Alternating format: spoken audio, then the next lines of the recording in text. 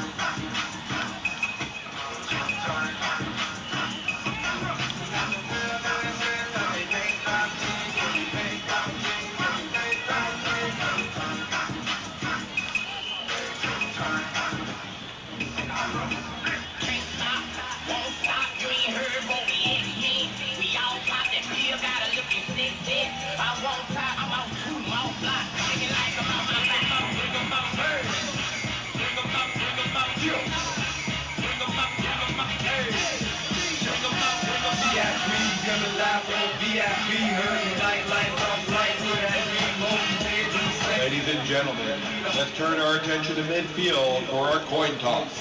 The captains for the Rockwall Yellow Jackets are number 1, Jack Duckworth, number 2, Brent Rickard, number 7, Will Ashworth, and number 40, Jet Lamb.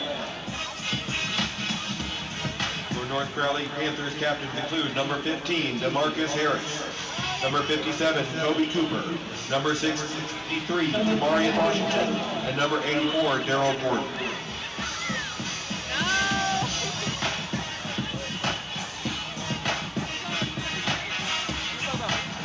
Welcome to tonight's game between Rockwall and North Crowley. We've already had the coin toss. North Crowley, you won the toss, correct? North Crowley has won the toss and deferred to the second half. Rockwall will be receiving the football at the north end. Go ahead and put your back to that goal. North Crowley will put your back to this goal.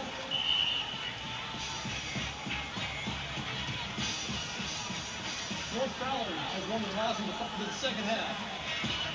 Rockwall will be receiving the ball at this end zone. Good luck, gentlemen.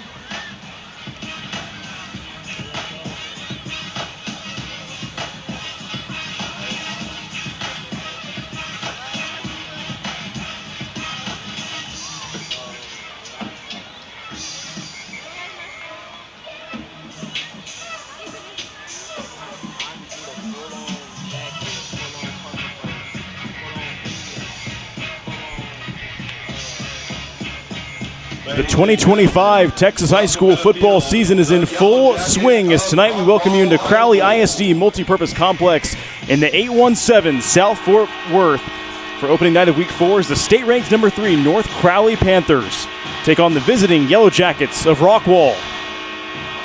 Hello everyone, whether you're watching us on TexanLive.com or on YouTube, welcome into the Dave Campbell's broadcast booth. I'm Gavin Moritz, and joining me once again for the DCTX Rising Game of the Week to my left are Dave Campbell's high school writer turned color commentator extraordinaire, Carter Yates, along with our director of recruiting, the ever-so-talented Greg Powers. Carter, we'll start with you. North Crowley 3-0, but some tight games through 3 weeks. Meanwhile, Rockwall, an opening week win over Berkner, 2 losses since. Well, North Crowley was just rated the second best non-district resume on Dave Campbell's TexasFootball.com today, and they'll close it out tonight against Rockwall. But it feels like every week people are asking, is this the time when Ray Gates' North Crowley will lose the first regular season game in his tenure? And every week they pull it out in the second half. I have a crazy stat for you, Gavin, about North Crowley. They are 3-0 despite trailing at halftime of every game. They've been outscored 51-36 in first halves, but have responded by outscoring opponents 50-21 in second halves.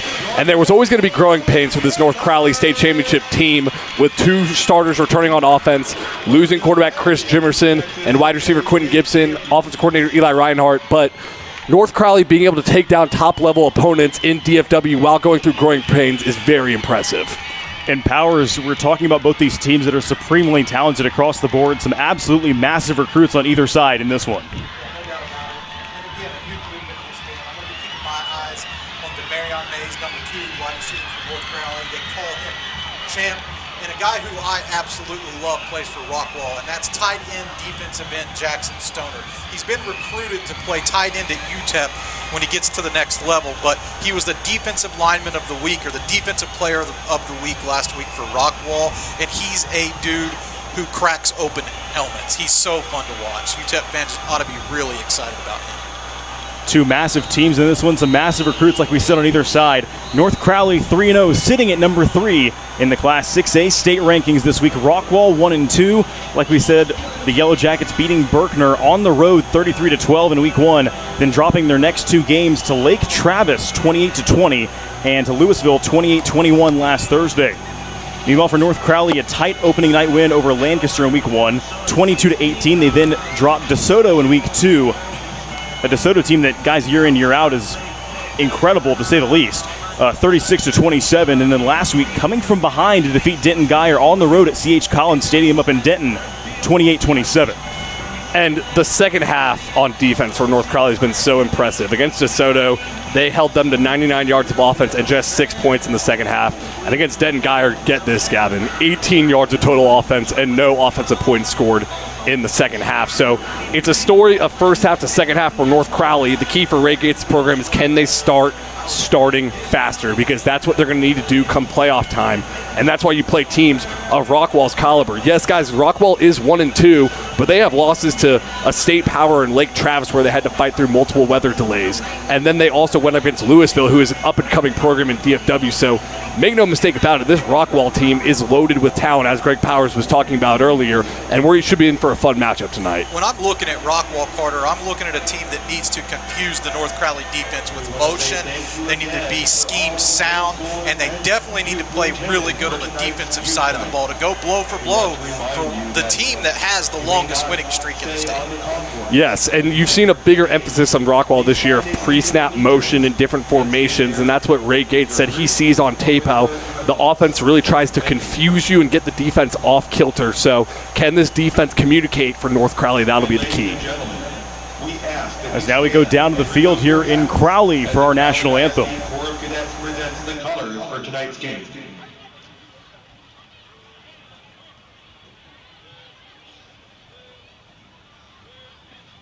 With American Guard, Cadet Captain Emma Sanchez.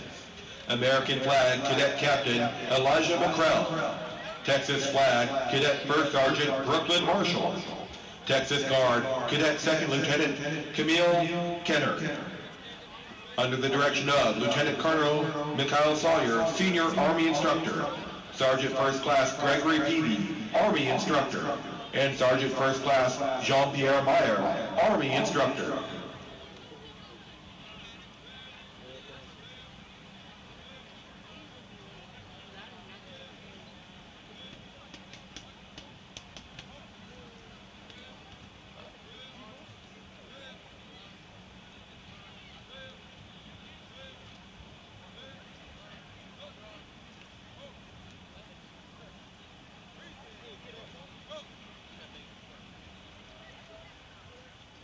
At this time, we ask that you stand and remove your hats in honor of America as the North Crowley Mighty Panther Band, under the direction of Chris Sample, performs our national anthem.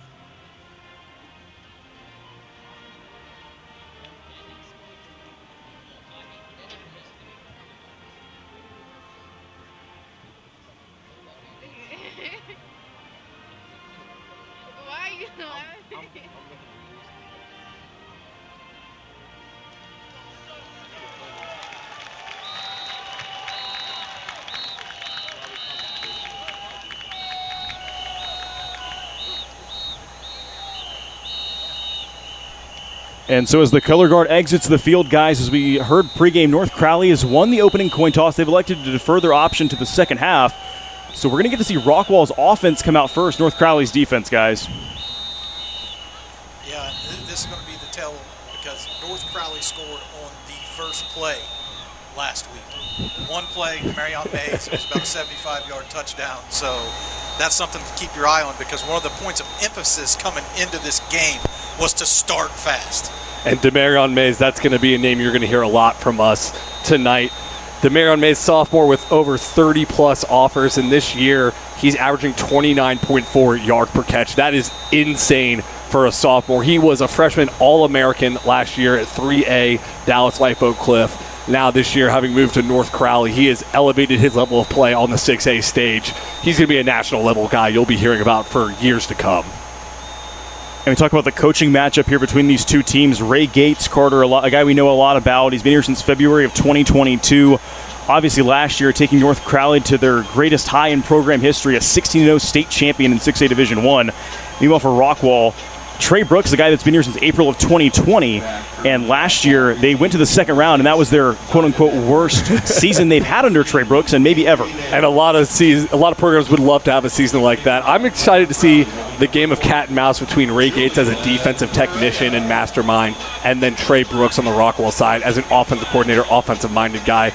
I know Ray Gates is a master motivator, and that's what people know him as, but very underrated as a tactician on the defensive side.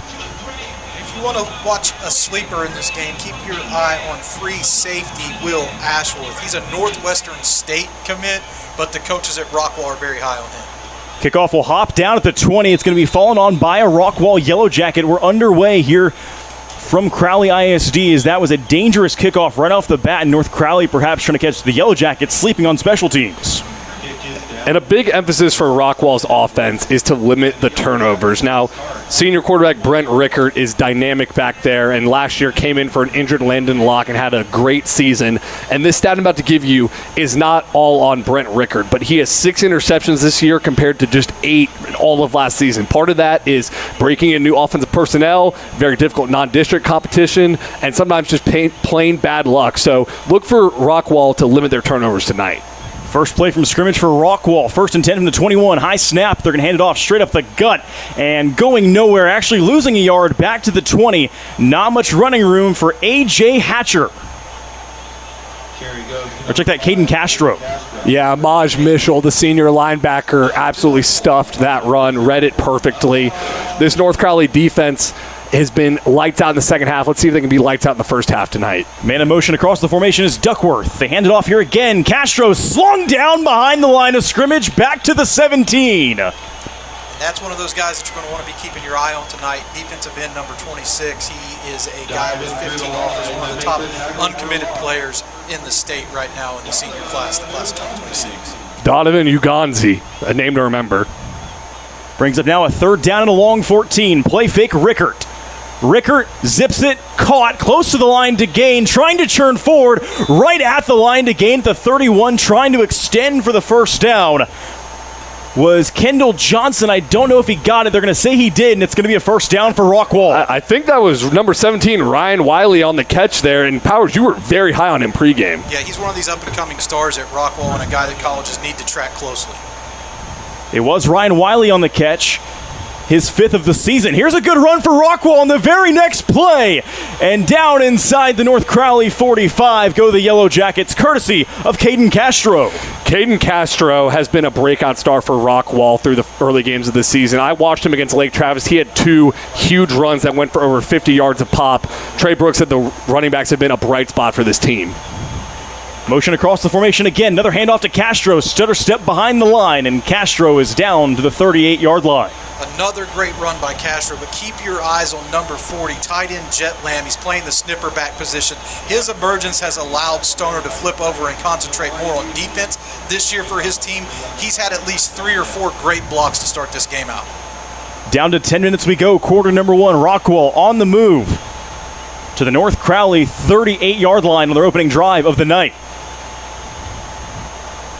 The offensive line from left to right for Rockwall. Talley, Engelau, Mummy, Rice, Carrena. Near side, And diving forward to the 27-yard line. Good run for Ryan Wiley. Wiley comes into this game, guys, only a sophomore like we talked about earlier. Coming in, 4 receptions, 32 yards, 2 touchdowns, 8 yards per reception. And Rockwall is a team that likes to rotate 6 wide receivers for their 3 wide receiver spots, so expect to see a lot of guys get action tonight. Rickert zips it near side. Jet Lamb will truck his way down. Still not down yet, and he's ushered out of bounds near the 15. Jet Lamb coming in, only a couple catches on the season, but this one should be good enough for a first down. And only a couple catches, Gavin, but you saw what Powers was talking about the blocking he brings at the sniffer back. So a huge impact on this offense, even if it's not always on the stat sheet. His position is very important because of the motion. Across the formation goes Puffer. Rickert stretches it near side, trying to go off tackle. They don't. They go nowhere with A.J. Hatcher. Here he is, the senior running back. And he may have even lost a yard or maybe a couple. Called a loss of 2. Yeah, that was Derek Gleason who got in the backfield in a hurry there. This defensive front, Powers, 9 sacks against Denton Geyer last week. Just tremendous front 7. And the back end is really tough on this team too. 2nd down and 12. They hand it off here, going again on the ground and churning forward to the 13-yard line. Another play on the ground for A.J. Hatcher, and this should set up a 3rd down, and we'll call it a manageable 7 or 8. Now, 3rd down and 8, you can at least get a field goal here. So the most important thing is to not turn the ball over. Obviously, touchdowns are going to beat this North Crowley team, but interceptions or fumbles will lose this game. Rickert stands in the shotgun on 3rd down and 8. Play action. Rickert, end zone, jump ball is incomplete. Flag flies in. He tried to hit Ryan Wiley. Building off what Carter said right there, I love where he put that football. He put it up high where only his receiver could get it, and something good could happen for the offense. And there was a flag thrown right at the 2-yard line in the direction of the end zone where the pass was incomplete, intended for Wiley, who so far through the duration of this drive at least has been Rickert's favorite target.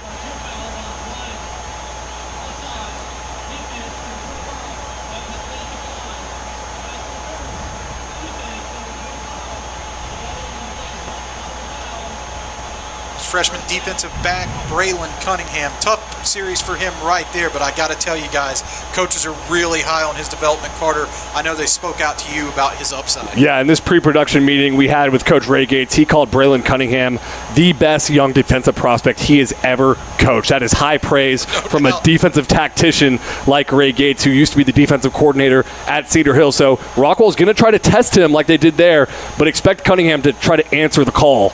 Hatcher the deep back on 1st and goal from the 2. Pitch out, and Hatcher will go nowhere, maybe even losing 2 or 3 yards back near the 5. They try the toss with Hatcher, and guys, that's always the conundrum, right? When you're on the goal line, the 1-yard line, the 2-yard line, do you line up under center? They do, but instead they run a pitch out, and Hatcher has nowhere to go.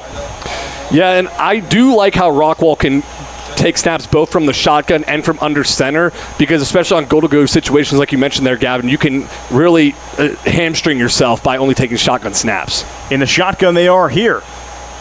Rickert keeps it himself, and he's going nowhere. Loss of another couple back to the 8-yard line. Tremendous tackle there by junior linebacker Avery Dotson, flying in there and making sure that he brought that man to the ground.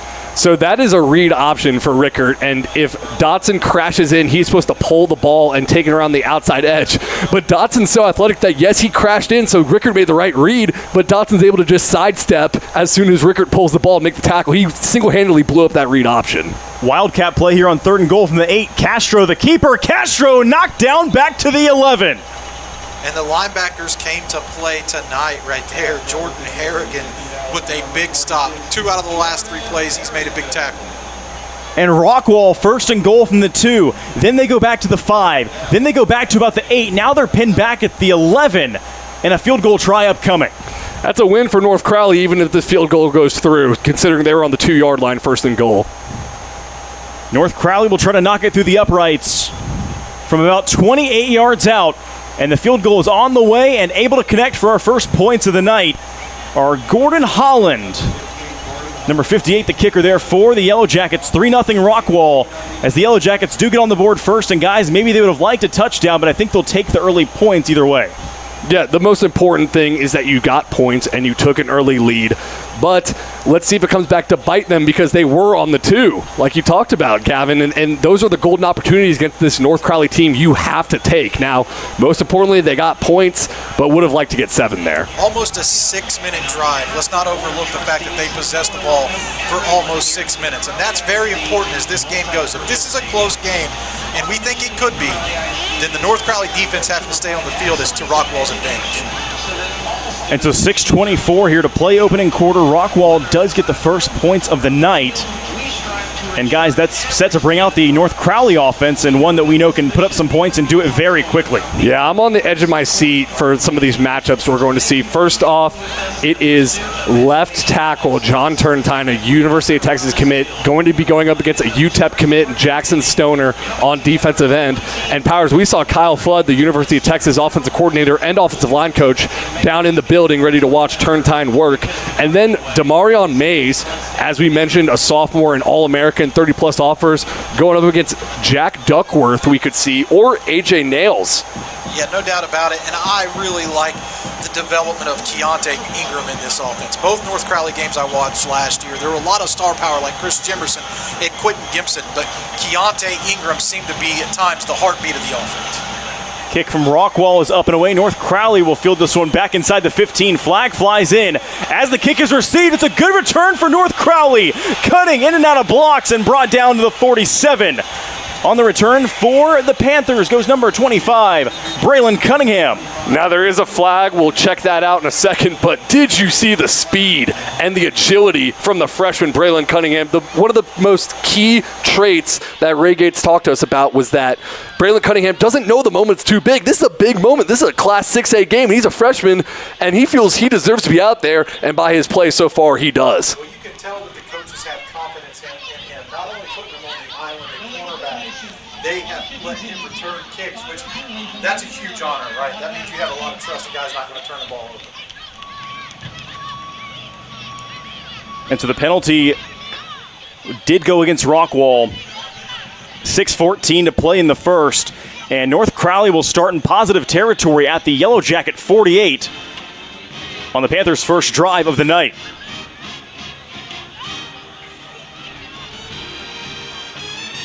So that brings out the Panther offense here. Here comes DeMarcus Harris II, the senior quarterback. Up top in motion is Champ Mays. Play fake, first play from scrimmage for North Crowley. Taking a shot for Champ Mays. Jump ball is incomplete inside the Rockwall 15. And that was number 14, A.J. Nails on the coverage. 6'2", 180-pound senior quarterback. Very impressive physical specimen for Rockwall. I'm so excited to see this matchup play out as the night goes on. And North Crowley took another shot right off the top, trying to hit that deep ball and get some early points on the board, just like they did last week. And so they go incomplete on the first play from scrimmage there for North Crowley. Brings up 2nd and 10 from the 48.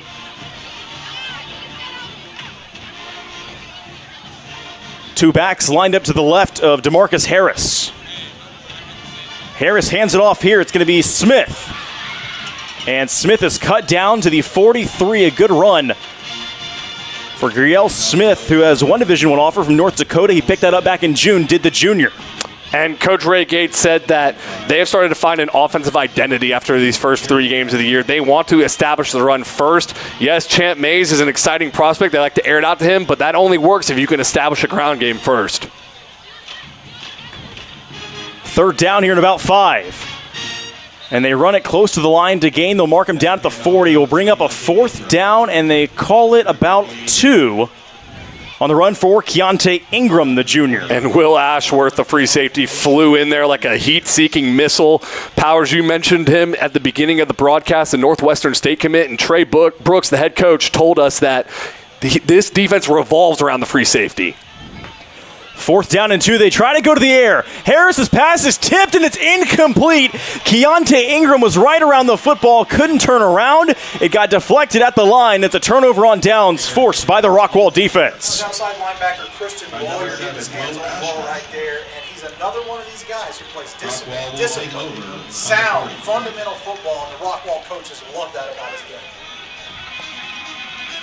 And so, guys, Rockwall does get points on the opening drive. Like we said, they maybe wanted a touchdown. They get 3, but then, bigger than that, they get a stop on defense against a high-powered Panther offensive unit. And also, that drive lasted about 90 seconds. So Rockwall is winning the time of possession battle, and they'll need to continue doing that.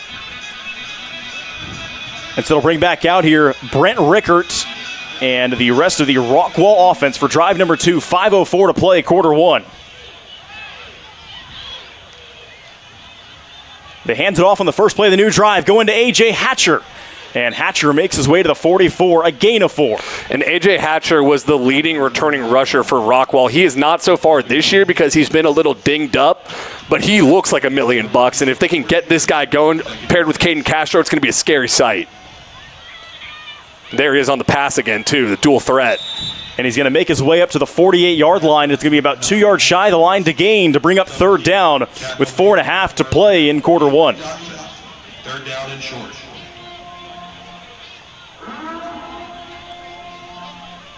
4:25 to play in the first. Third down and 2 as Rickert will look to the far side for further play signals from the offensive coordinator, Cale Barnes.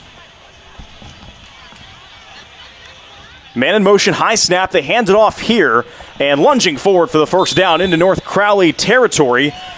Picking up a sizable gain there for the first down goes Jacoby Hankins, Tackle made by number 8. who checks out after a play or two, picks up the first down, gets the job done. And flying in to make that tackle there was Texas Tech commit Aaron Bradshaw for North Crowley. Number 1, deep safety here, somebody to keep your eye on if you're a Wreckham fan. Down we go to 3:50 to play in the first, and Rockwall here, no surprise, as we saw in the first drive, going up tempo. Rickert spins it near side and laid out immediately after making the catch is Jack Duckworth. Oh my goodness. Maj Missile has been very impressive so far at the beginning of this game. I could feel that hit up from the press box about a mile away. Tackle made by number 46. And so they sling it to Jack Duckworth, the 3-star Stanford Cardinal commit, who on the year has 3 catches, 57 yards, and a touchdown coming in, and that time he gets popped. Yeah, Duckworth is a guy that will play on both sides of the ball. Stanford's getting a really good player in him. He's probably going to play defense when he gets to college. They fake it to Duckworth here around the end. They hand it off down to the 45, getting brought down around the upper part of the jersey there was Caden Castro. No flag. It'll bring up third down. And I think that's a really good point that Powers brings up about Duckworth. He will play defense in college, but at Rockwall, he's going to play more offense because that Rockwall secondary is a lot deeper and has a lot more seniors over there.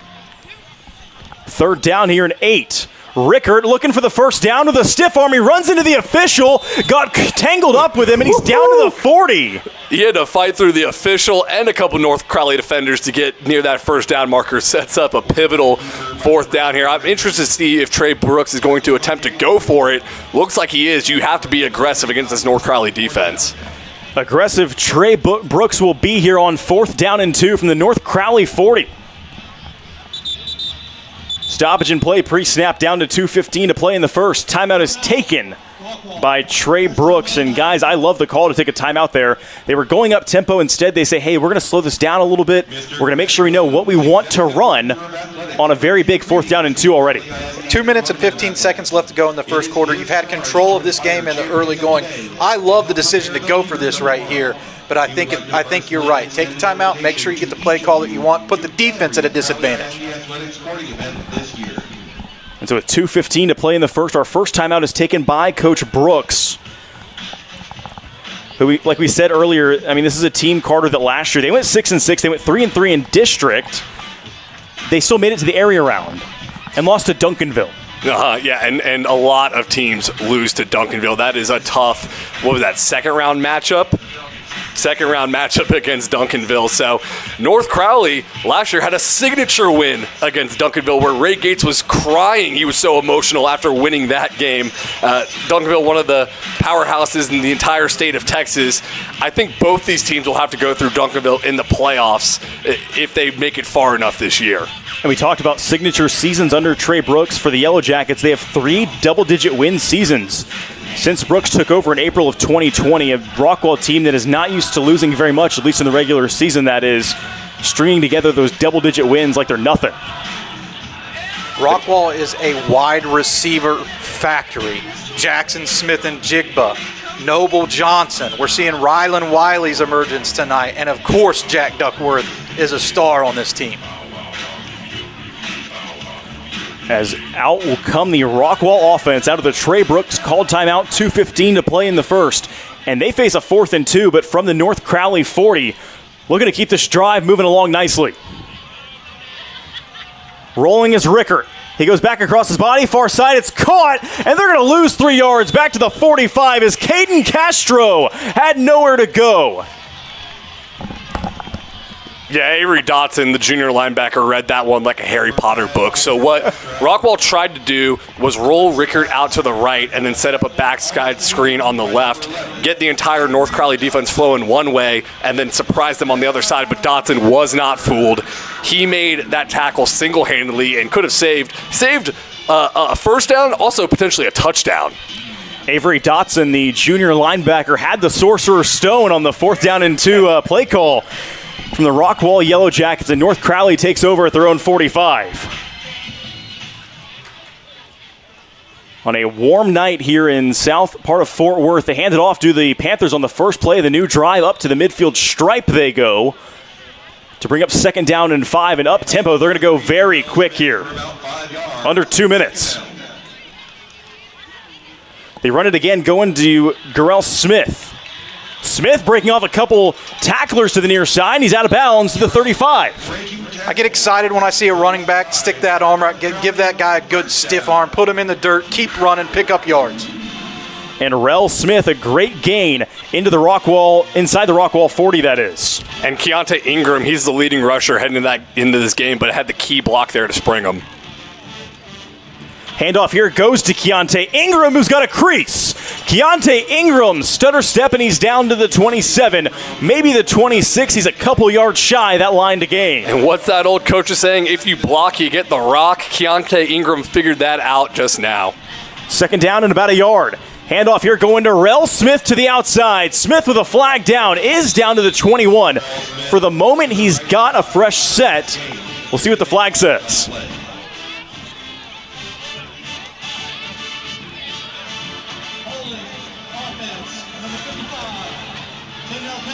They're going to get the right tackle as they ran it right off of his backside. Hilton Cumbie Howard, the senior right tackle.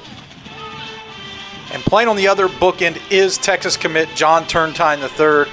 He's playing left tackle. He's got a good matchup tonight with a solid Rockwall defensive end. So if you're a Texas fan and you have a reason to tune into this game, keep your eye on Turntine right here, closest to your screen on the offensive front. Turntime, one of several big-time commits in this game. 1:14 to play in the first. Handoff here going to Keontae Ingram. Look at the moves from Ingram down the sideline. Cutting it back. Ingram down inside the 10. And I'm going to keep shouting out the perimeter blocking from North Crowley. That one was number 12, Cade Smith. He's only a sophomore, but blocking like a veteran. That's what makes these run plays so big, is the blocking on the perimeter. 1st and goal now from the 9. Handed off here. Ingram trying to reward Ingram after the long run. They got him down to the 9. This one takes him down inside the 7. I think this drive has been about, 12 runs and 0 passes. We mentioned how North Crowley wants to establish the run. Yes, they've got an All-American out on the edge and Demarion Mays, but this is a run-first ball club. 30 seconds to play in the opening quarter. North Crowley trying to take a lead into the 2nd. 2nd and goal from the 6. They're going to go heavy package here, at least it looks like. Handoff. Rel Smith off the edge, and he's into the end zone. Touchdown, North Crowley. Panthers take their first lead of the night with 14 seconds to play in the first. It is Rel Smith, the junior. And we talked about the Rockwall tight end doing a great job blocking. Jeremy Cooper, 2027 tight end from North Crowley, sealed his man off, giving the running back the lane to cash that in. We got to give him his flowers on this play as well. And so Rel Smith takes it in for his 2nd rushing touchdown of the season. Came in with 28 carries, 78 yards, 1 score, 3.7 yards on the ground per carry. As the extra point is knocked through by Julian Perea. It is 7-3 North Crowley. A couple ticks over 10 seconds to play in the first, 14 to be exact. And the Panthers, their first lead of the night. Oil change time. Candace. Remember when your boyfriend said he knew a guy who didn't know what he was doing? Silence your oil change anxiety at Valvoline Instant Oil Change. No appointment needed. For service you can see and experts you can trust. Uh-oh. You good? Yeah, totally. Okay. Well, if your back hurts, you should be able to get the care you need. So you can get in, get out, and get back out there. Like, fast. Well, that is kind of my thing. It's not complicated. Scheduling's easy on the MyBSW Health app.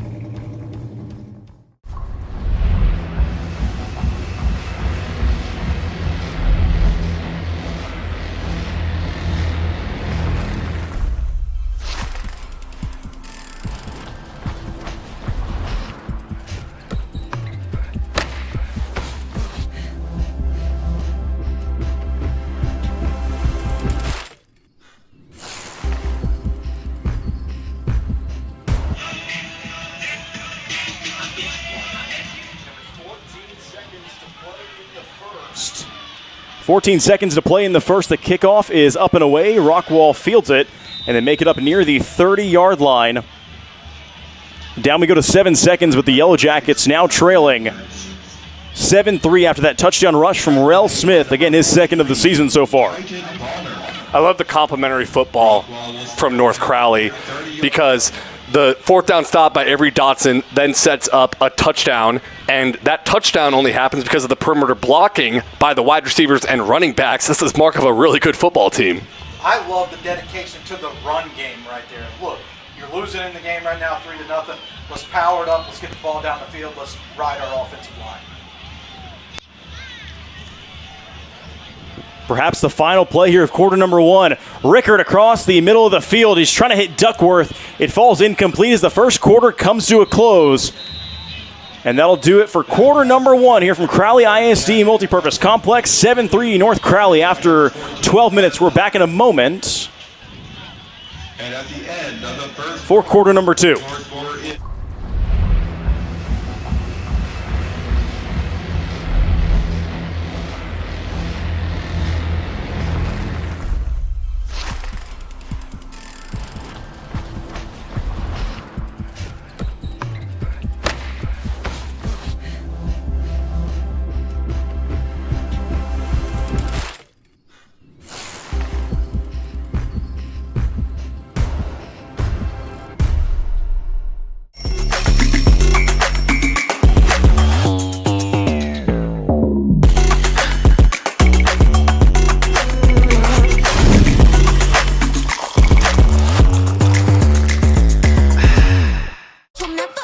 Somebody do it like me.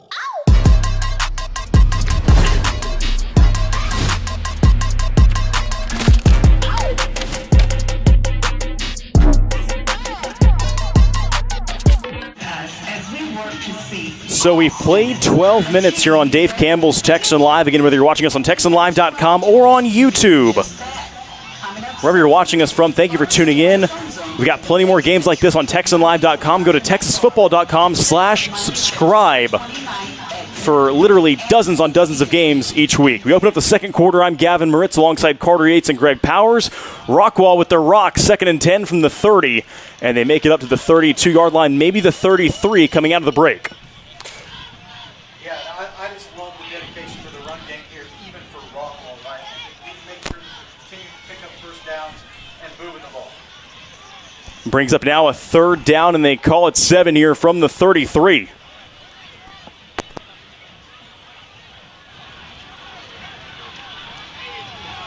As Brent Rickert, the senior quarterback, will stand in the gun.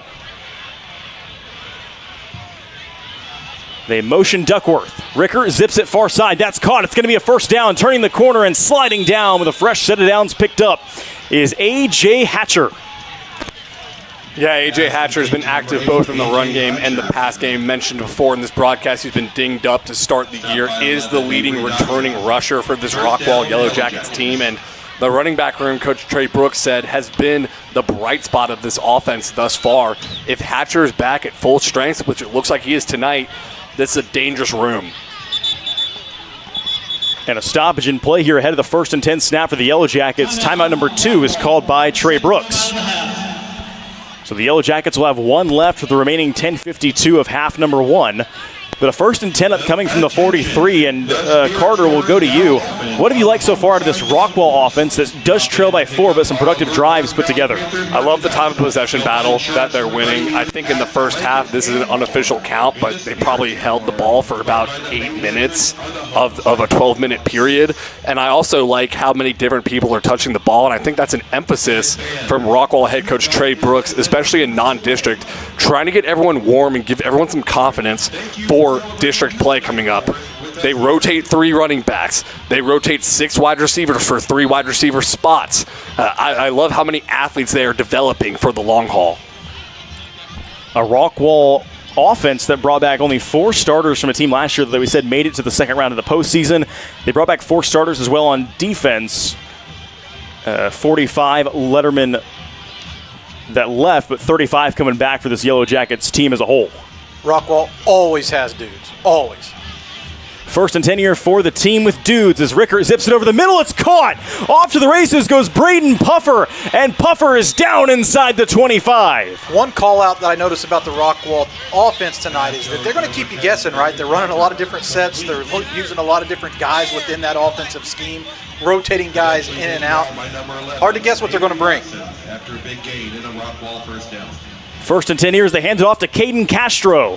Castro shedding off would-be tacklers, and he's down inside the 20 to the 19 for a gain of about 5. So number 74, the right tackle, Michael Carena, you notice his helmet popped off. I really like what I see out of the junior, but I also saw in the Lake Travis game his helmet popped off so many times. So this is just anecdotal evidence, but something to monitor, especially when you're playing defensive ends as physical as North Crowley. If his helmet keeps popping off, he's got to sit out a play, and they're running with a backup offensive lineman throughout the night. So some shifting along the Rockwall offensive line here ahead of a 2nd down and 6 snap from the North Crowley 19. Under 10 minutes we go. Rickert flushed immediately. Rickert fires that one away, wisely so, to his own sideline. It'll bring up 3rd down and 6. I'll double down on that. I love that he threw that away. Gavin didn't make a mistake right there, didn't press the action, got rid of the ball, lived to play another down. Pressured by number 24. Yeah, I like what I've seen out of Rickert so far. He's been decisive with the football, been smart with the football. He's a veteran now in this offense. We mentioned at the beginning of the broadcast how his junior year, he was the backup to Landon Locke, but when Locke went down early, Rickert stepped up, had a marvelous season, and this year, he's the leader of this team. 9:52 to play here in half number 1. 3rd down and 6 for Rockwall. Around the edge, they try to go with Duckworth. And Duckworth still on his feet, spinning down to the 14. And he's going to be about a yard shy of a 1st down. And maybe 2, and I don't think Trey Brooks here will hesitate at all. Love the play right there by the freshman. Blew that play up. Teammates came behind him and cleaned that up, but the freshman stuck his nose in there, showed he wasn't afraid to tackle. I think I see a lot of offers coming for him, guys, a lot. And so here it is. It's going to be a 4th down and a very long one, just tucked inside the 15-yard line here for the Yellow Jackets.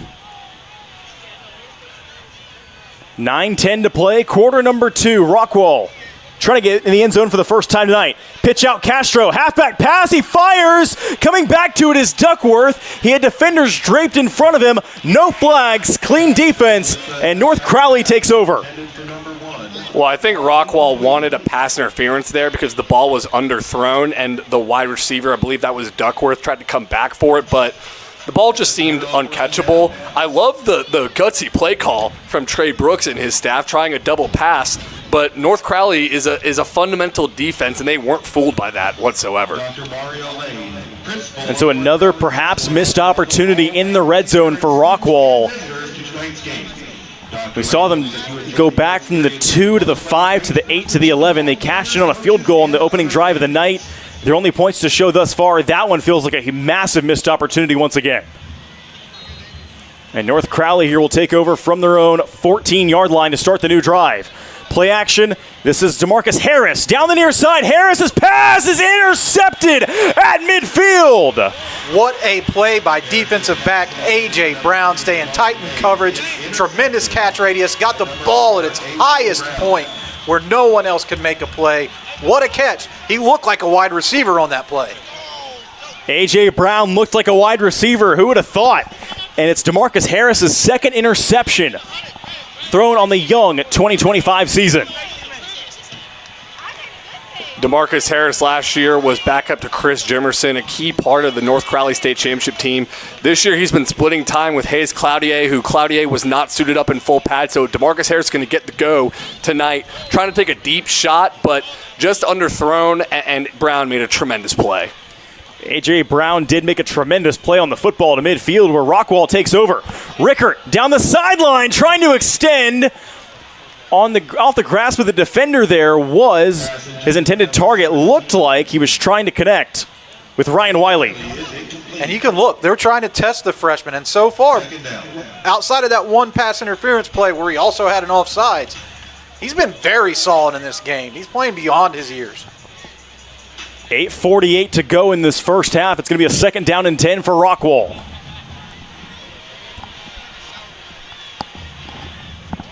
Rickert here hands it off straight away, now running to the near side and going nowhere. Brought down by a host of Panthers. Not really much running room again for Jacoby Hankins, the senior tailback. Avery Dotson, number 11, was the first one there for North Crowley. He's been so impressive tonight. He was the one with the 4th down stop earlier. He's had the first hat on the ball in multiple instances in the run game. This North Crowley defense, man, is very impressive tonight. 8.5 minutes, 3rd down and 10 from midfield. Rickert rolling. Rickert fires. That's caught on the diving attempt. Down inside the 36. First down, Jack Duckworth. And Duckworth, of course, committed to Stanford, so he's not only a great football player, he's a great student athlete, tremendous academics. Down to the 36 go the Yellow Jackets, up to the line in a hurry. Rickert stands in the gun. Play fake, Brent Rickert. Taking a shot downfield, and it is incomplete, too far out in front of the future Cardinal. Pass intended for number 1, Jack Duckworth, falls incomplete. 2nd down. Well, Duckworth is getting involved early and often. Your playmakers got to make the biggest plays when you're going up against a team the caliber of North Crowley. Duckworth mentioned it. He's a Stanford commit, and he's using that football IQ and that classroom IQ to ball out tonight. They hand it off here, do the Yellow Jackets to Hankins, who makes his way down inside the 35 to the 34. Only a gain of 2, but it sets up now a 3rd down, and they call it 8. And on the bottom of your screen, I'm seeing number 17, Ryan Wiley, a sophomore, go up against number 25 for North Crowley, Braylon Cunningham, the freshman. 2 of the brightest young stars in the DFW area. You're going to be really familiar with those names in a couple of years down the line when they're seniors and then playing college football one day. 7.5 minutes here in the second quarter. Rolling on the little pop pass there. Not much room to run after he hauled it in from Rickert. It's only a gain of 2 down to the 33. Now it's 4th down, and they call it a long 7. Man, I've been really impressed by some of the guys who aren't being elite college stars, recruited to play at the highest level. Mitchell has had a heck of a game. He's a thumper. Perhaps too far for Gordon Holland. Rockwell's offense stays on 4th and 7. Rickert rolling, he fires, looking for the first down. It's incomplete, off the hands. It goes of Castro. That was actually an excellent throw. It was off the hands of the receiver, and there was no space from Amaj Mitchell, number 0, in coverage. That's a linebacker in coverage deep down the field on a running back. It's high-level football all around. A very low percentage completion, but it probably could have been caught. And with 6:52 to play in this first half, that's another drive that will stall out. And if you're Rockwall, guys, you got to feel like, obviously, you got to feel like you're up in this game, but probably by a couple scores at this point. They're landing jabs, but they're looking for the knockout blow. They just haven't been able to land that big right cross yet. But if they keep landing, if they keep connecting with the jabs, maybe it'll come later in the game. Jackets showing blitz. North Crowley hands it off on the first play of their new drive up to the 40-yard line. Go the Panthers with Jarrell Smith. Brings up now a 2nd down and a We'll call it 4 yards to go here. Back to Jarrell Smith they go. Up to the 41 to bring up 3rd down and 2. Down inside of 6.5 minutes. The clock runs. That was number 0, Christian Washington, the senior linebacker who missed the first game of the year. But since he's come back these last 2 games, he is a focal point of this defense, one of the senior leaders on this team. You see how different this Yellow Jackets defense is with him in the fold. Play call comes in from up top for the North Crowley offense from first-year OC Kevin Park. 3rd down and 2. It's a handoff. It's Ingram. He tried to stretch forward. He needed 2, only got 1. 4th down coming up for North Crowley. Yeah, Joshua Sanders, who's listed as a cornerback, but they're playing some linebacker. And North Crowley's going to go for this, it looks like, getting up on the ball quick. Handoff. Keontae Ingram. He's got the 1st down. He trucks forward. Needed 1, got 3, maybe even 4. And the Panthers' drive will continue. It's 4th down. Ask me who I'm running behind. John Turntine. The future Texas Longhorn anchoring the North Crowley offensive line. Turntine Powers, according to us here at Dave Campbell's, the number 4 player in Texas. That time setting the tone and setting the edge. He has tremendous footwork, can transition to that 2nd level and secure blocks on linebackers and DBs easily. Stretch it out to Keontae Ingram here. Do the Panthers off the left side again. Ingram stays on his feet for a couple extra seconds, and he makes his way to the 48, a gain of 3. Ingram carries. As down we go to about 5 minutes here. 2nd and 7. It'll bring up 2nd down and 7. Tackle made by number 25, Braxton Chaplin.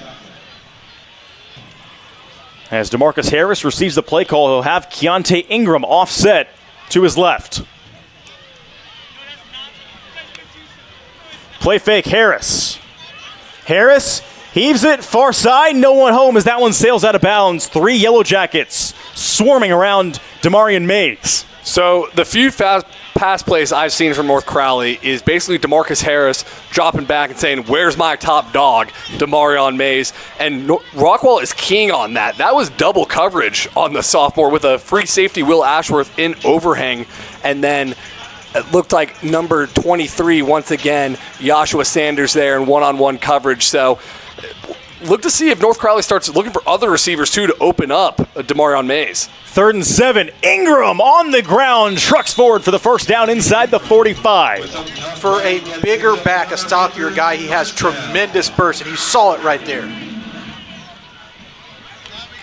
1st down for North Crowley. They go back on the ground to Keontae Ingram, the junior. Ingram Powers, a guy that's got 9+ offers to my count. Ole Miss, SMU, Tulsa among them. And the explosion is the reason why. He's a north-south guy. He gets towards the goal line in a hurry.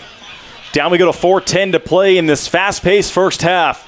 Both offenses going up tempo, but only 10 points to show between the two. 2 receivers stacked down low as Harris comes out of the play action set. He throws. It's going to be dropped off the hands, it looked like, of his intended target, Price Demerson, I believe that was the junior. And it was. I think this is 4-down territory for North Crowley.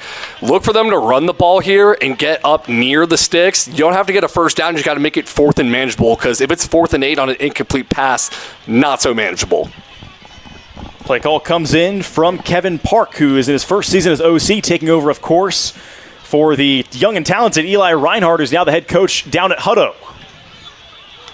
3rd and 8 from the 41. On the ground they go. They listen to Carter Yates, and they're going to get a good chunk of yardage there down just across the 36-yard line to the 35.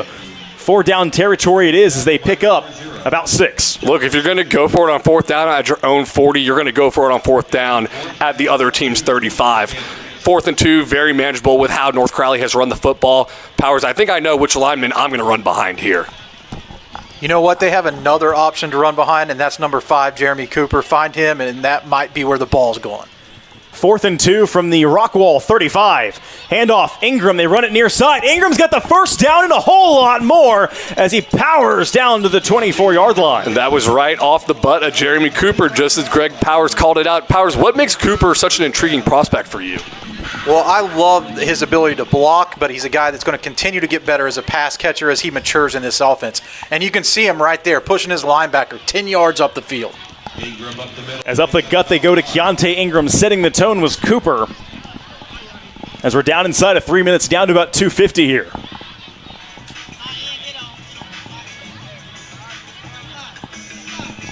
Couple subs for the Rockwall defense, trying to get a stop and preserve what currently sits as less than a possession deficit. 2nd and 5 from the 19. In the slot is Cooper. Harris taking a shot to the end zone. It is incomplete. A great defensive rep for Rockwall. In coverage, Will Ashworth, the senior. Yeah, this defense, runs through Will Ashworth. That's what the Rockwall coaches told us. He led the team in tackles last year and is not leading them in tackles this year. But Coach Trey Brooks said, hey, that's kind of a good thing because it means our front seven is making more of the tackles. But make no mistake about it, he is the defensive MVP. That looked like it was a for sure touchdown on a slot fade to Jeremy Cooper, but what range from Ashworth. Harris, they go to Jarrell Smith, and Jarrell Smith will walk into the end zone. Touchdown, North Crowley. From 19 yards out, Jarrell Smith says, I'll take 2, please. His 2nd touchdown of the night, and it's 13-3. And that lane was popped wide open. I don't think he was touched before he reached the end zone. I tell you what, I could have drove the Dave Campbell's Ford truck through that hole. As Jarrell Smith takes it in for touchdown number 2, North Crowley knocking on the door of a 14-3 lead with 2:20 to play here in half number 1. As Julian Perea will try to tack on his 2nd PAT of the night, and he does. Perea's kick is good. Flag is down for the moment. Perea's kick is up and through. Teams will exit the field. This one should be fine.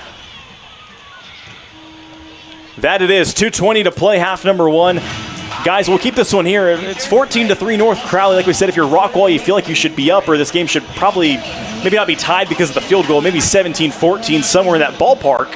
But Rockwall showed promise on the offensive side, but their defense until that last drive, it really held North Crowley for the most part in check, Bowers. I feel like the Rockwall offense is starting to turn a corner in large part due to the ball responsibility that Rickard has shown in this game. He's not putting the ball in harm's way.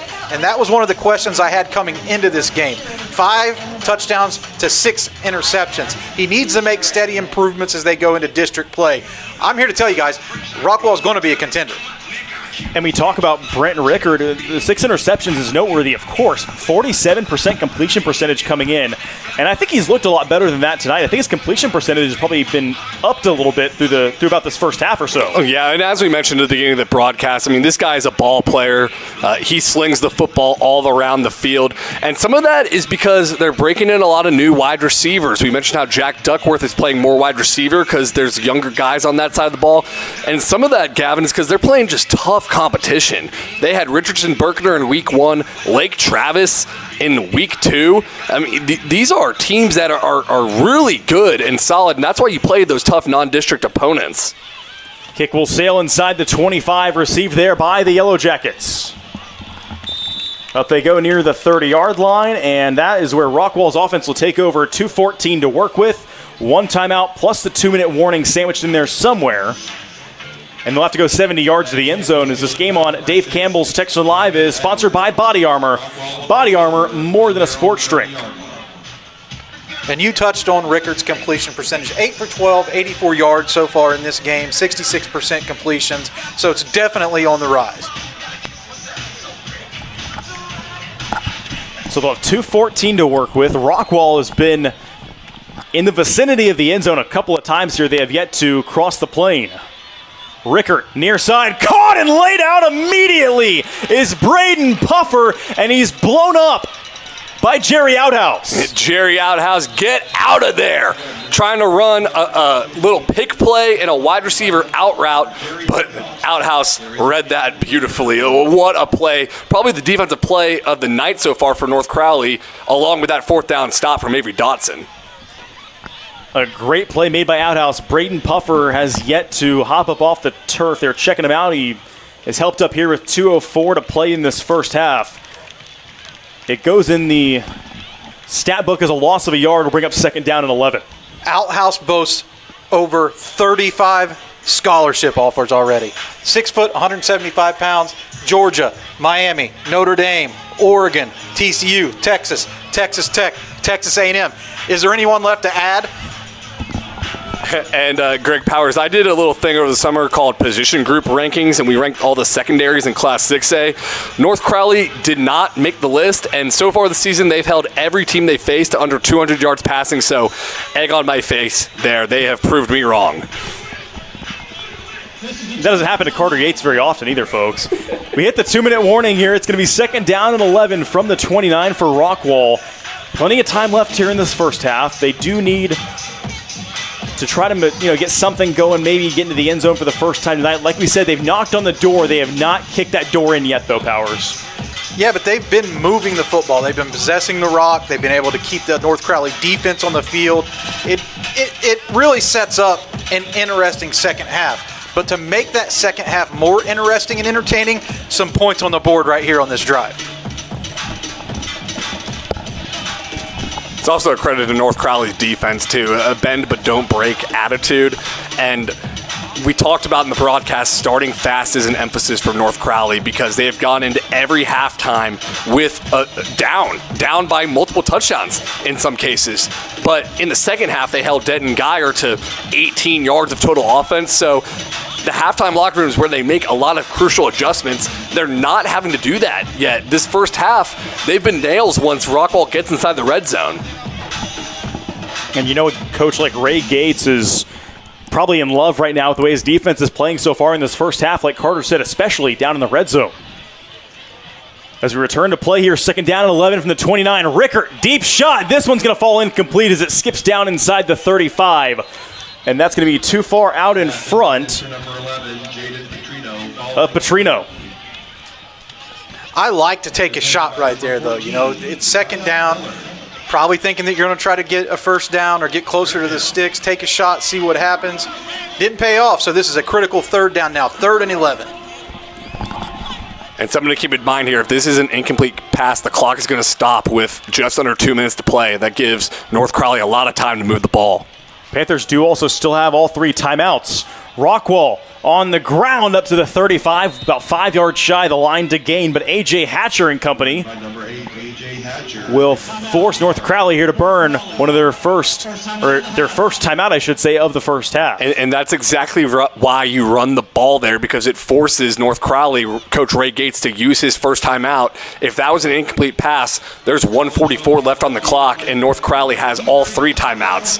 Instead, they're going to have only 2. And guys, I got news for you. If you're enjoying the party so far here on Dave Campbell's Texan Live, we got more partying to do tomorrow night, all night long. Come to the after party. Why not? Ashley Pickle, Greg Tepper, the after party on TexanLive.com, 10:30 p.m. every Friday, free. $3.99 wherever you stream, X, Facebook, YouTube, Instagram, TexanLive.com. Like we said, wherever you stream. We got highlights, we got analysis, we got scores, we got everything you want in the after party tomorrow night, 10:30 p.m. Central Time. This week, I'm planning to get back to watch the show live because better than the after party is the after party. That it is.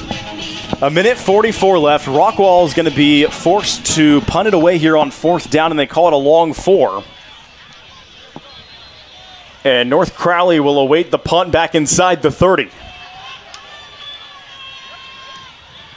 Rugby-style kick is up and away. Off the hands it goes with the return man. Rockwall has it at the 32.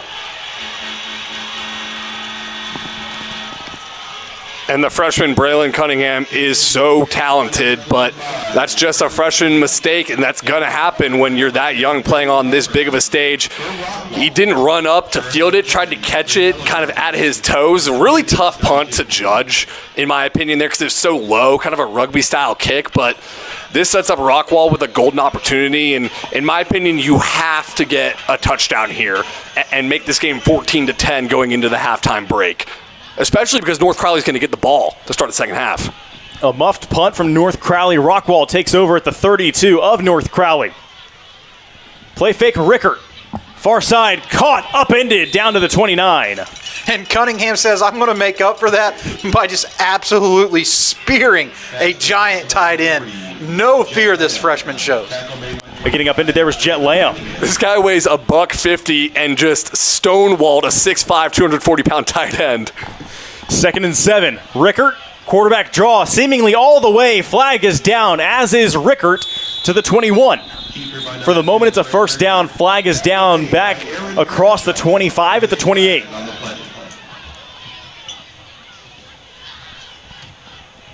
Here's the call.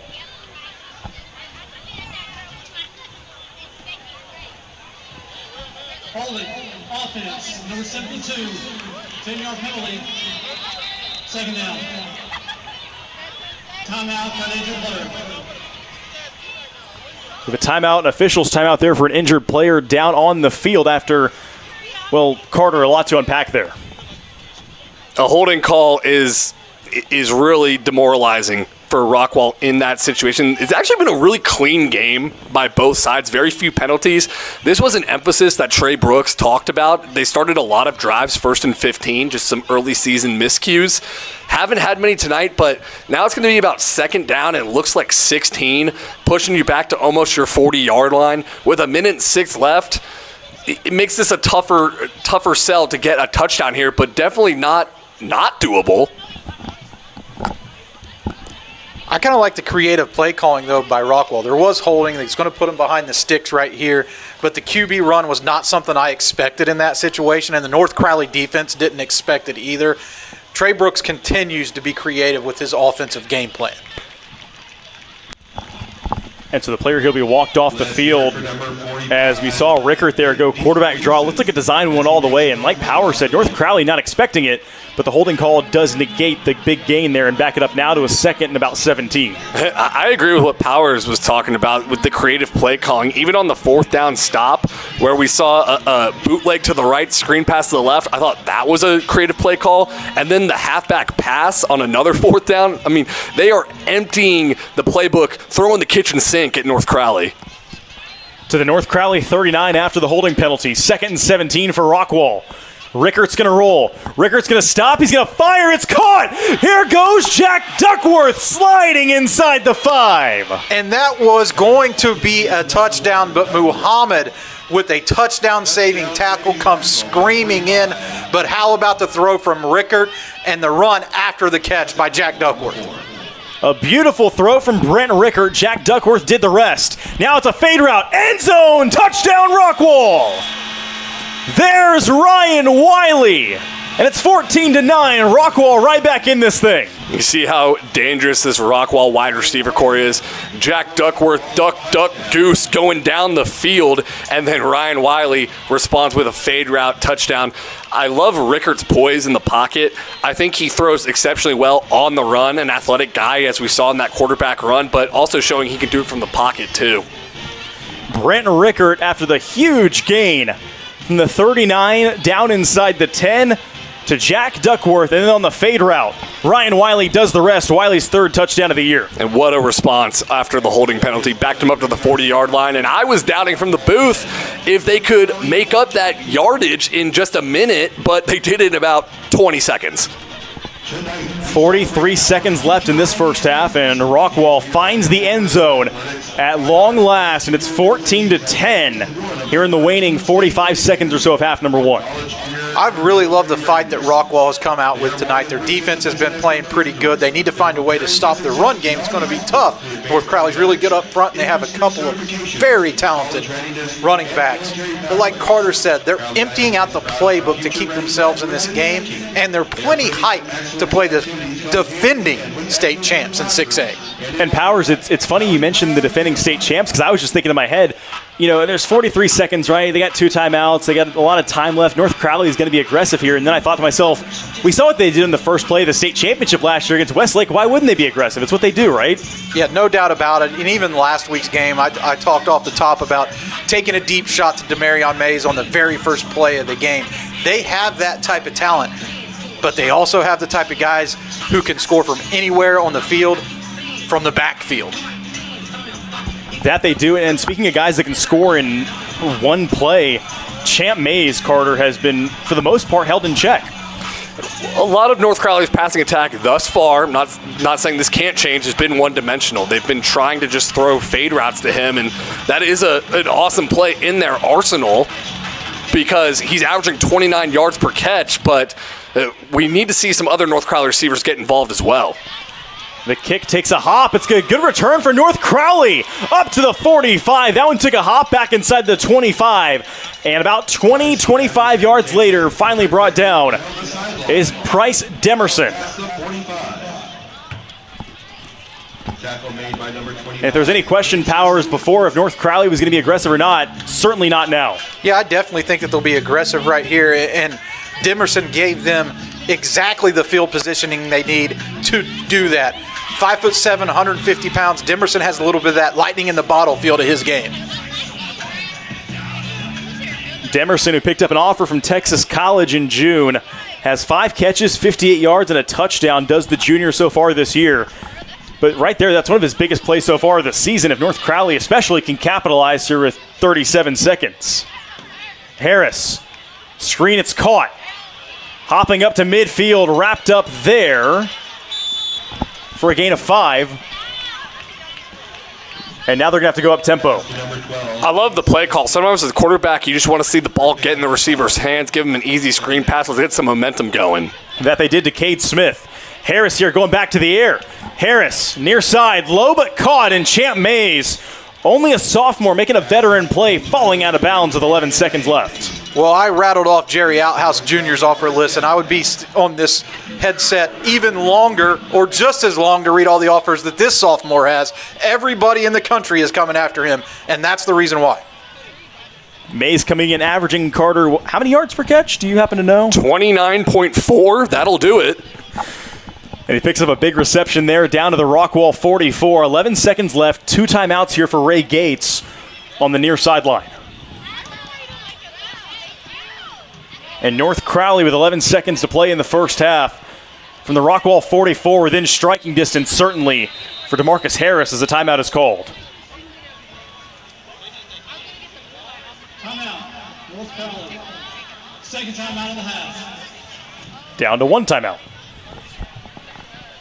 I mean, only 11 seconds left. You're not going to have a lot of time to use multiple timeouts. You can't carry them over, so might as well use one now, get on the same page. Still want to get a pass play here to get in field goal range, perhaps. Get up by 1 touchdown, then you get the ball back, can get a little 2-for-1 action here. But just take it one play at a time if you're North Crowley. 11 seconds left, 1 timeout, a lot of time to get in field goal range. I like having the 1 timeout right here, right? Now you can hit the middle of the field, call a quick timeout, get your field goal unit onto the field with plenty of time to kick a kick. But don't be surprised if they take a shot right here too.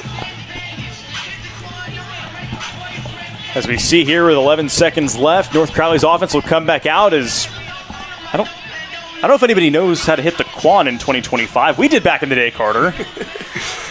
They're trying to hit a touchdown route, Gavin. It's going to be from the 44-yard line. 11 seconds left. Ray Gates has 1 timeout left. And time for here a couple plays. Screen. And still on his feet, trying to escape the tackles. He's got to get down here with 3 seconds. And Ray Gates will call a timeout down to just 2 seconds left. And that didn't do a whole lot. Now 2 seconds left, no timeouts, way out of field goal range. AJ Nails, tough as nails in the tackling game. I was trying to get a screen pass to go maybe 20 yards or so, just get some cheap yardage and get a field goal. But when you got an open field tackler like Nails, he's not going to be able to do that. I mean, it's a cornerback out there who's 6'2", 180 pounds. You don't see guys built like him. And with the speed he has, too, he's just such an athletic player on the outside edge. And guys, we've learned a couple things so far in this first half that we saw repeated again on that last play for North Crowley. They like the screen to Cade Smith. For Rockwall, sound tackling in the secondary. It's been a chess match tonight, Gavin. These are the best type of football games. So 2 seconds, obviously you got time for 1 play, and if you're Ray Gates, you feel like you know what's coming if you're Trey Brooks on the other side for Rockwall. They got to go 43 yards to the end zone, and we know DeMarcus Harris II certainly can get it there as they line up 3 receivers down low.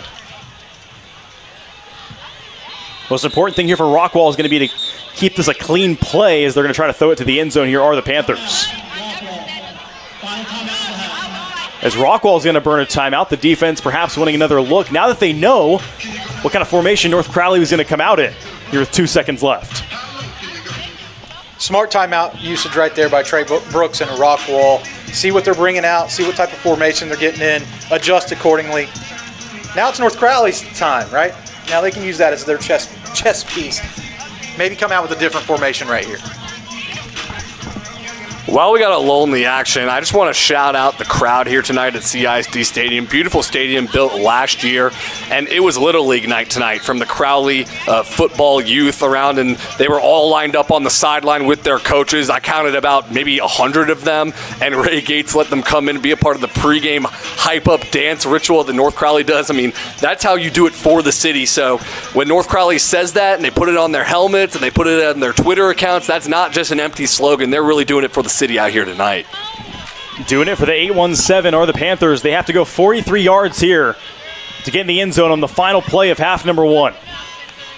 DeMarcus Harris the second. Final play of the half. Harris has all day. Now he's going to heave it to the end zone. It is incomplete to end the first half. A great look for North Crowley, but even better defense by Rockwall.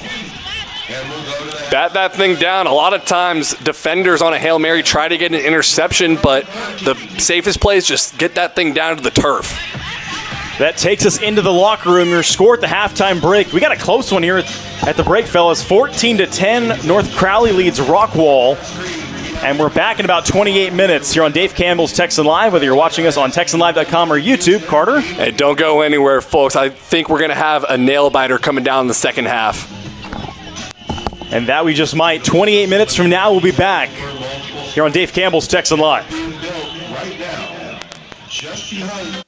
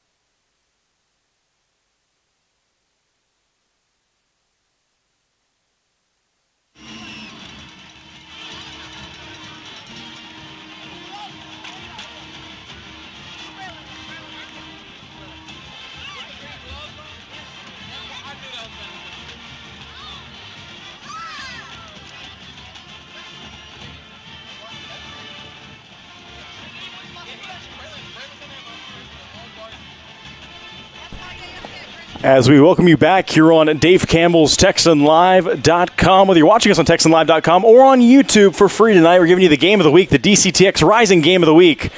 It is 14-10. North Crowley leads Rockwall here as we come out of the break. And I'm Gavin Moritz here alongside Carter Yates and Greg Powers. Powers, will start with you. A 4-point game at the half. One of the better games we've had so far in this Game of the Week series this season. And what have you seen so far? We'll start with you out of Rockwall. Well, we talked a lot about the North Crowley defensive secondary, right? Well, the Rockwall secondary has been playing great as well behind Will Ashforth. His effort holding DeMarcus Harris, the North Crowley quarterback, 3 for 10 in the first half for only 12 yards, and he threw a pick. And Carter, we go to you. North Crowley, your thoughts? Well, I think the North Crowley defense has done an excellent job of bowing up once Rockwall gets into the red zone, and I've especially been impressed with Avery Dotson, the junior linebacker. He made multiple hit sticks. He had the 4th down stop where Rockwall ran a nifty bootleg to the right and screen pass to the left, but Dotson read it beautifully. So this North Crowley defense has been nails in the first half, and guess what, Gavin? They usually get a lot better in the second half.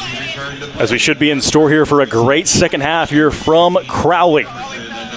Again, North Crowley leads 14-10. They won the opening coin toss. They deferred their option here to the second half, so Rockwall forced to kick it away. Kick is on the way. Second half is underway. Fielded back at the 20. Shifty return up to the 29 and brought down there for North Crowley.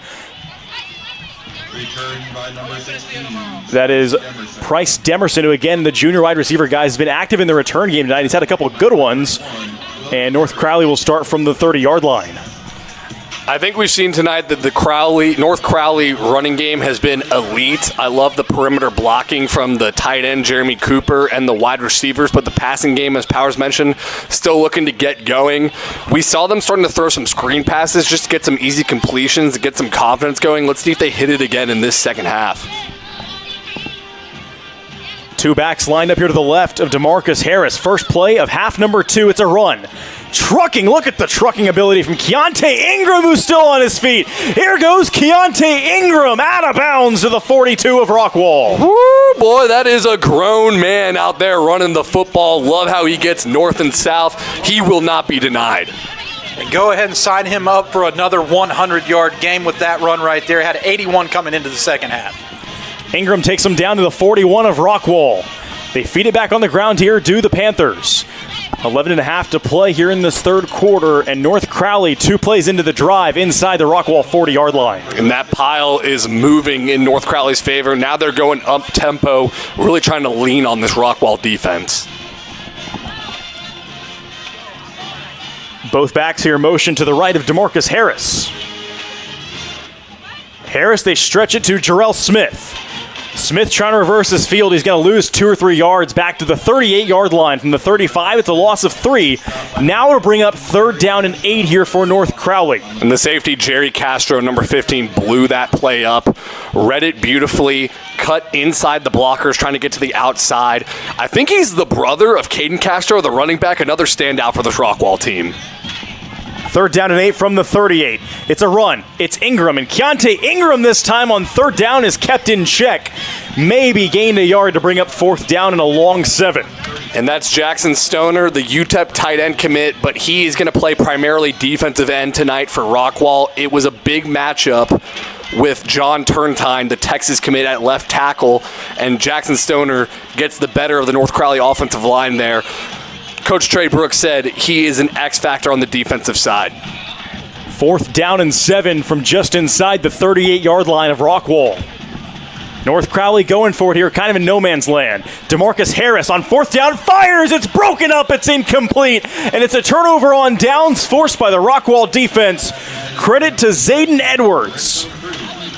Yeah, the defensive back right there came flying in to break up that pass. I really thought Demarion Mays came open on that route, and the quarterback should have put the ball in his hands. He had one-on-one streaking down the field. Elected to play it safe and try to pick up the 1st down, and it just kind of backfired right there. And Zayden Edwards, along with A.J. Brown, 2 guys who are versatile in the defensive back area. Coach Trey Brooks said they can play both corner and safety, and that benefits the Rockwall defense because they love to play with 5 defensive backs. This Rockwall secondary, I know we've made a lot of the North Crowley secondary, and they've had a great game tonight, but Rockwall has opened some eyes. A Rockwall defense that has, for the most part, like we said, again, in the first half, has kind of kept North Crowley in check. I mean, 14 points at the break for this North Crowley offense with the weapons they have feels like a win for Rockwall, and it is. Here's we have an injured Panther down on the field. That is Hilton Cumbie Howard, the right tackle, the senior there for North Crowley. Both defenses, I think, have played extremely well tonight. Yes, we've seen a lot of movement, particularly for North Crowley in the run game, and Rockwall, more of an even, balanced attack. But in the red zone and on fourth down, both defenses have bowed up. I don't have it in front of me, the fourth down conversion rate for either of these teams, but I'd guess it's around 20% total right now. 10:04 to go in this third quarter. Out's going to come the Rockwall offense after the pass breakup on fourth down. North Crowley went for it. They felt like they probably should have had a first down, but Braden Edwards had other ideas. First play of the new drive, it's a run for the Yellow Jackets. Upended to the 43. On the carry goes Caden Castro, the junior. Caden Castro with the run. Good balance here by the Rockwall offense. They started throwing the ball around a little bit in the first half, and now they're getting the run game going here in the second. They stretch it again on the ground. Castro plunging forward across the 45 to the 46. They mark him back at officially the 45. They say his knee was down there. It'll bring up a third down and 3. By Miller. Third down. Another good gain for Caden Castro, who's been more of the feature back tonight in place of A.J. Hatcher, although both have got meaningful snaps to say the least. Third down and 3. Rickert fires, slant route, high pointed, caught, and then off the hands it goes, and thankfully for Rockwall, they're going to say incomplete, guys.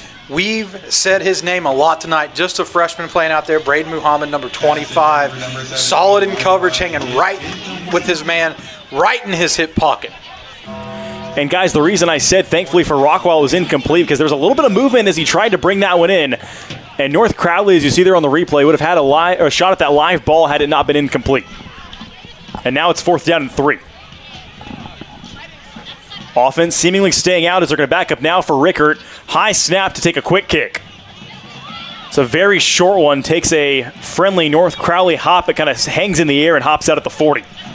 I want to highlight Braylon Cunningham, the freshman cornerback here, because at the end of the first half, he had a muffed punt on a punt that was very difficult to field. That then put Rockwall in a position to go down and score, and Cunningham was the one who gave up the slant route on Jack Duckworth, who's a senior going to Stanford. But you see the confidence from the freshman to come back after the halftime break and then make a huge play on the football and break it up on third down. That's what Ray Gates talks about when he says this moment is not too big for the freshman. Been so impressed by his big playability and his willingness to go hit stick people. Back up comes the North Crowley offense. They run it. First play of the new drive. A couple tackles are evaded well behind the line of scrimmage. He turned that into a loss of 2, and it should have been a loss of 5+. On the carry there, as North Crowley will now be a second down and 12, maybe 13. Love the team effort there. Will Ashforth strung that out a little bit, and the rest of the hats for Rockwall came around to clean things up, make sure they got their guy tackled for a loss right there. As Ingram turned that into a loss of, well, a minimal loss of about 3 instead of a loss of 5, maybe even 6 or 7. They hand it off here, a wide open hole for North Crowley across midfield. Cut down there, Jarrell Smith. First down, Panthers to the 48. What a luxury it is to have a 1-2 punch in the backfield like they have with Smith and like they have with Ingram. These guys are going tit for tat. Who's going to be the leading rusher in this one? I guess we'll have to stay tuned to find out. First and 10 now to the Rockwall 48. They hand it off again, Jarrell Smith cutting near side. Down he goes to the 42. And another good game, this one, a pickup of 6. Powers, can you talk about what you've seen out of cornerback A.J. Nails for Rockwall, number 14? Because I see a 6'2", 180-pound guy who's played lights out tonight. Yeah, no doubt about it. And he's a guy I feel like needs to have more attention. Very sound in coverage, doesn't make a lot of mistakes. With 7:45 to play in the quarter, the third that is, they hand it off again to Jarrell Smith, do the North Crowley Panthers, and they make it down to the 41, a gain of a yard, maybe 2, and they'll bring up third down in a couple. And guys, we've had a couple of these defensive backs tonight that have played lights out, essentially all of them. I feel like all of them have had great reps. especially in that North Crowley secondary that we were wondering, how well do they contain Demarion Mays? Yeah, no doubt about it. And here Mays has a one-on-one situation at the top of your screen. Bit of a wildcat play here. It's going to be a first down inside the 35 for North Crowley. They line up in the wildcat. They pick up the first down, courtesy of Jaden Shaw, who's listed as the senior tight end, who there gets a snap out of the gun. A little bit of an offensive wrinkle right there by Ray Gates and the Panthers. Love what they did on that play. Why throw it when you can run it for a first down? First and 10 now to the Rockwall 34. Panthers on the move. They run it again here with Shaw. Jaden Shaw down inside the 25, first down. I like this wildcat package they're going to with Jaden Shaw, the tight end. It's 6'2", 220. Nobody wants to step in front of this man when he gets a full head of steam. Just put him in the shotgun, let him run right off tackle. That's a scary sight for opposing defenses. And guys, get this, Jaden Shaw, the senior tight end, number 29 in blue, coming in. An offer from Sacramento State, but he came in looking for his first reception of the season in this game, but he's made the most out of his offensive snaps there, getting back-to-back carries out of the Wildcat. I love these wrinkles that we're seeing from the offensive coordinator, Kevin Park. Up the gut here, Jarrell Smith in for touchdown number 3. It is a hat trick for Jarrell Smith. He came in with 1 on the year, and he's got 4 now on the season. Call him Cristiano Ronaldo because that is a hat trick for the young man. How about tripling your touchdown count after 3 weeks of the season in 1 game? Pretty impressive. Jarrell Smith that time right up the gut. He runs it in for the touchdown for North Crowley. And they're knocking on the door of an 11-point advantage, trying to make this 21-10 off the foot of Perea. As Perea connects on the PAT, 6:22 to play, quarter number 3. North Crowley re-extends the lead to 2 possessions, 21-10. 6:22 to go here in the third, as Jarrell Smith gets it done for the 3rd time tonight. Yo, these KDs are fire. Bro, you work here? Whatever, kid. Take notes. Yo, I can go all pro in these. I can guard you and route you up. You sure about that? Not anymore. Fellas looking for a quarterback? The goal! Billy needs cleats. You're right, Billy. These do bring out my eyes. Every shoe for every athlete, only at Dick's. Dick's is the GOAT. As we welcome you back here on Dave Campbell's Texan Live. This game is brought to you by family-owned Community Coffee, a proud partner of Dave Campbell's Texas Football. Save 15% on their great-tasting, high-quality blends with code, all caps, all one word, Texas Football at CommunityCoffee.com. Try Community Coffee today. As this North Crowley offense has come alive here in the third quarter, the Yellow Community Coffee in their system, they are up 21-10. Yeah, I love what I've seen from the offensive coordinator, Kevin Park. He's using a lot of pre-snap motion, pre-snap jet sweep motion to get the secondary flowing one way and then bringing the run back the other way. And then also having some wildcat package. I see Ashley Pickle has reached out to us and said, we call that the Panther package around here. Let's get that trademark for North Crowley. Go ahead and file the trademark claim if you're Ray Gates and the first-year OC Kevin Park. Kickoff is up and away. Rockwall fields it along the near sideline. Rockwall looking for a big return. They get one. And hopping out somewhere shy of the 40 goes Ryan Wiley, who's got a score in this one. 6:18 to go in this third quarter. Rockwall work to be done, trailing by 2 scores, Powers. Every time they seem to be on the mat, they've been able to pick themselves back up. That's what's made this such a competitive game. Only 11-point difference right now. This game isn't over for Rockwall. They just need to score, get some points on the board, move the rock. And so 6:18 again to go in this third quarter. Out to the 40 comes the Rockwall offense. They'll start with favorable field position here, as here is Brent Rickert and the rest of the Yellow Jacket offense. Rickert rolling. He's going to fire far side, low. That's incomplete. Off the turf, it hops. right in front of his intended target. He was trying to connect with Jaden Petrino, the senior who had 11 catches on the year coming in. It's so fun to watch this freshman Cunningham do battle all night long against top-tier wide receivers. Rockwall, like we talked about, kind of wide receiver you in Texas high school football. They've tried to test him. He continues to pass the test. Receiver stacked up top. Rickert goes to one of them that's out in front but hauled in and still on his feet somehow, searching for an extra couple yards. Again, that looks like Petrino, and it is. Jaden Petrino gets the reception that time after he was the intended target on that first down incompletion. It only goes for 7 yards in the stat book, but so impressive, the body control from the senior Jaden Petrino. The ball's thrown behind him, catches it with his hands, then does a spin move to get 7 yards. Now it's 3rd down and 3 after the 7-yard reception by Jaden Petrino. They stretch it looking for the first down. They're going to come up a yard or two shy, only gaining about a half a yard there. For the Yellow Jackets is Jacoby Hankins, the senior tailback. And I'm trying to see what number that is for North Crowley. It looks like number 20, Brock Lacey, a sophomore linebacker. He basically took on a double team and made the tackle. What physical strength from the sophomore. You got a freshman playing cornerback. You got a sophomore linebacker. The future is bright for North Crowley, and so is the present. 4th and 2 from the 48. Rolling is Rickert off the play action. He fires downfield. It's caught on 4th down inside the 25. Again, we see the creative play calling right here. 4th and 2. You think they're going to be conservative, but they take a shot, and this time it pays off big. And how about a little fake double reverse action from Rockwall and head coach Trey Brooks, and then the dime from the senior cornerback Rickert. He has been nails tonight. 1st and 10 now. Rockwall back in the red zone. Handoff, Jacoby Hankins stays on his feet. Hankins takes a couple Panthers with him down to the 11.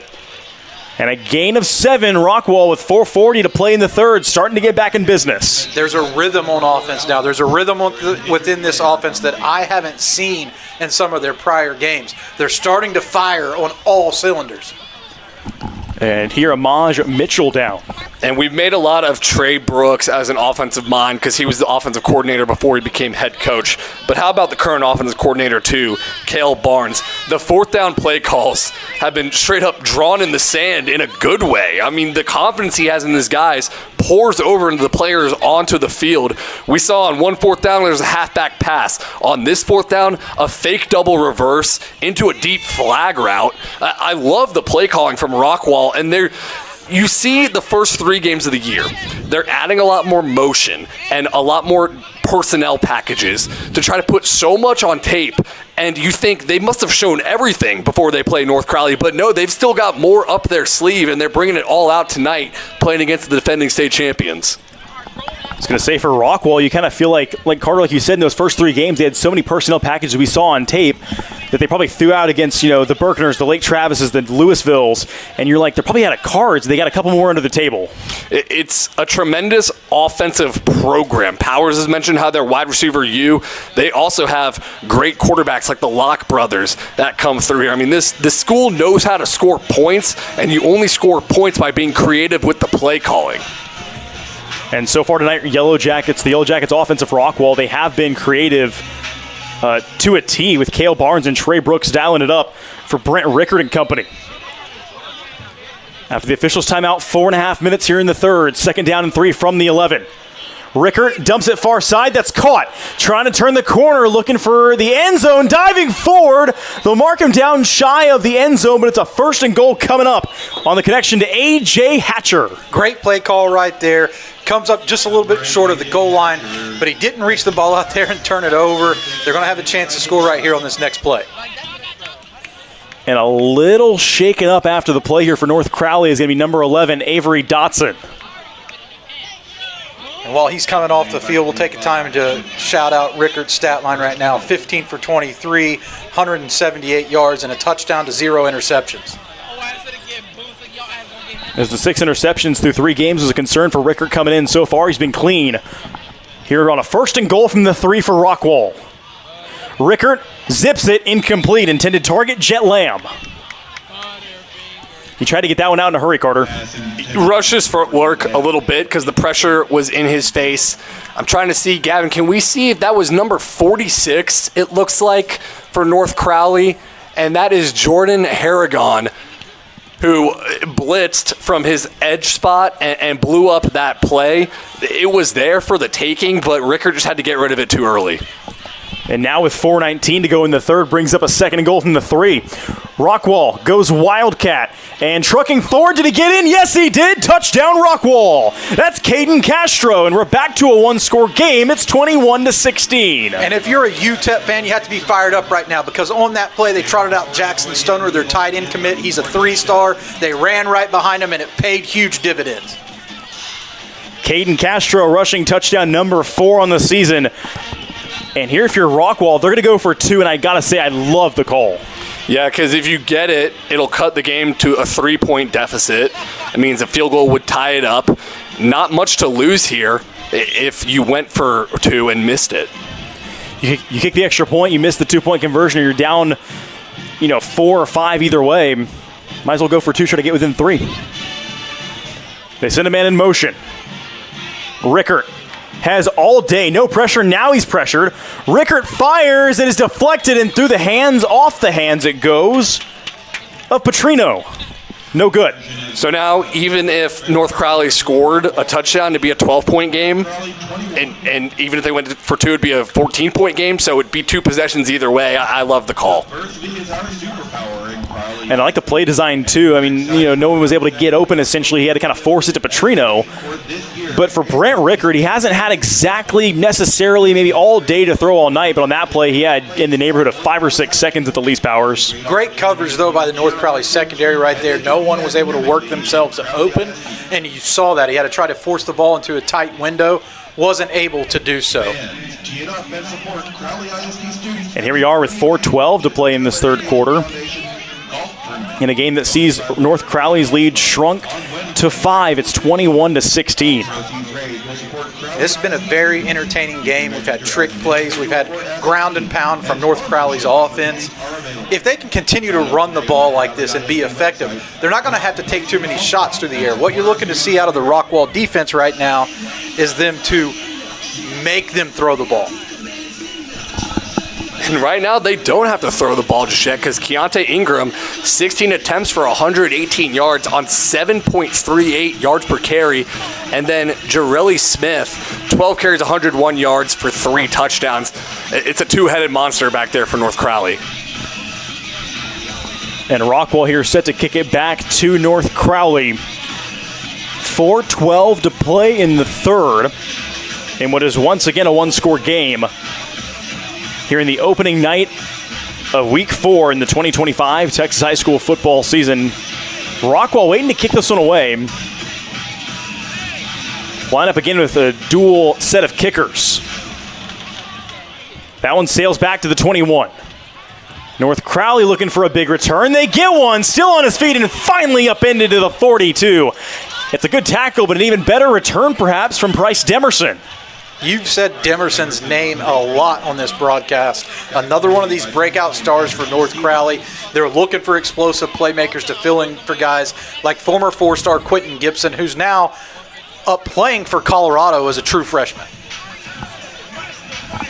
And a breakout star for North Crowley, trying to find that this year. Quentin Gibson last year was a breakout star. I mean, he had 2 offers before his senior season started and then won National Player of the Year award. So still time for North Crowley to find someone like that this year. 1st and 10 from their own 42. Pass zips near side by Harris. It's caught out of bounds. With a good gain goes Cade Smith, who's been active in the passing game from his receiver spot tonight for the Panther offense. Yeah, and he's a young and promising wide receiver, just a sophomore as well. So he's a guy that has a lot of opportunity coming in front of him. Colleges are already starting to recruit him very heavily. Among them, Duke, Texas State, and the Houston Cougars. Under 4 to play, 3:58 here in the third. They hand it off. And going nowhere, losing a couple back to the 46. Maybe even stumbled at the start of that rush. It looks like Keontae Ingram. Jerry Castro, the safety, has made a couple of plays at the line of scrimmage from the secondary spot, just flying to the ball in the run game. So versatile on this Rockwall secondary, both playing the pass and playing the run. And now North Crowley finds themselves behind the sticks, maybe just a tiny bit, 3rd and 6 here from their own 46. It's a run. They go on the ground again on third down. It's a first down to the Rockwall 43-yard line. And this time it's Jarrell Smith. Who else? He's got 3 scores on the night. Smith's having a breakout game right now in this young season. I was looking at his profile just a couple of minutes ago. Already has an offer from North Dakota. If you're watching this game and you want to get on a rising Texas high school football star, Smith is your guy. Jarrell Smith, only a junior, picked up that offer from North Dakota, like we said, back in June of this past summer. And assuredly, after this performance tonight, more on the way. They run it here to him again. Jarrell Smith, this time nowhere to run. Rockwall all over him for a big loss of 4. And that was defensive end Wade Day, 6'3", 230-pound junior. His emergence has allowed Jackson Stoner to kick inside and be moved around. When you have 2 defensive linemen like this, they can control things up front. 2.5 minutes here in quarter number 3. Now it's second down to long, 14 for the Panthers of North Crowley. Here's Jarrell Smith. He will slide forward to the 43, back to the original. Maybe where the set of down started, maybe a yard past that. It's going to bring up third down and 9. He gained 5. The direct snap Panther package, as we're dubbing it, has paid dividends in the second half for North Crowley. Just running. The defensive line for Rockwall, yes, has been impressive, but it's strength on strength right now with the Rockwall defensive line against this North Crowley rushing attack. Third and 9 from the 42. Again on the ground, again on third down, again it's Jarrell Smith, but this time he's going to come up short. And for what feels like maybe the 10th time tonight, North Crowley finds themselves too far for a field goal, but too close to punt. They're going to go for it. What a gritty run right there. I'm telling you, the extra 3 yards at the end of that run as he was twisting and turning and falling down is integral to this play call. 1:25 and trickling down to play in the third. 4th and 3 from the 36 of Rockwall here for North Crowley. Jarrell Smith looking for the first down. He zips out of the first tackle. Jarrell Smith still on his feet down to the 20. Hey, arm tackling's not going to work for these guys, Carter. They are running through these arm tackles. They're just slipping off of Smith. Smith basically should have been tackled for a turnover on downs because he was met in the hole and just so slippery, like ducking under the would-be tackler. He never goes down on first contact. That's the mark of a great running back. These 2 running backs emerging right now for North Crowley, giving this offense an identity. That's what Ray Gates talked to us about in the pre-production meetings, how they want to be a run-first team. 45 seconds left in the quarter. Rockwall sending a defender off late. No flag. It's a run here for North Crowley down to the 15. It's going to be a pickup of 3 or maybe 4 there.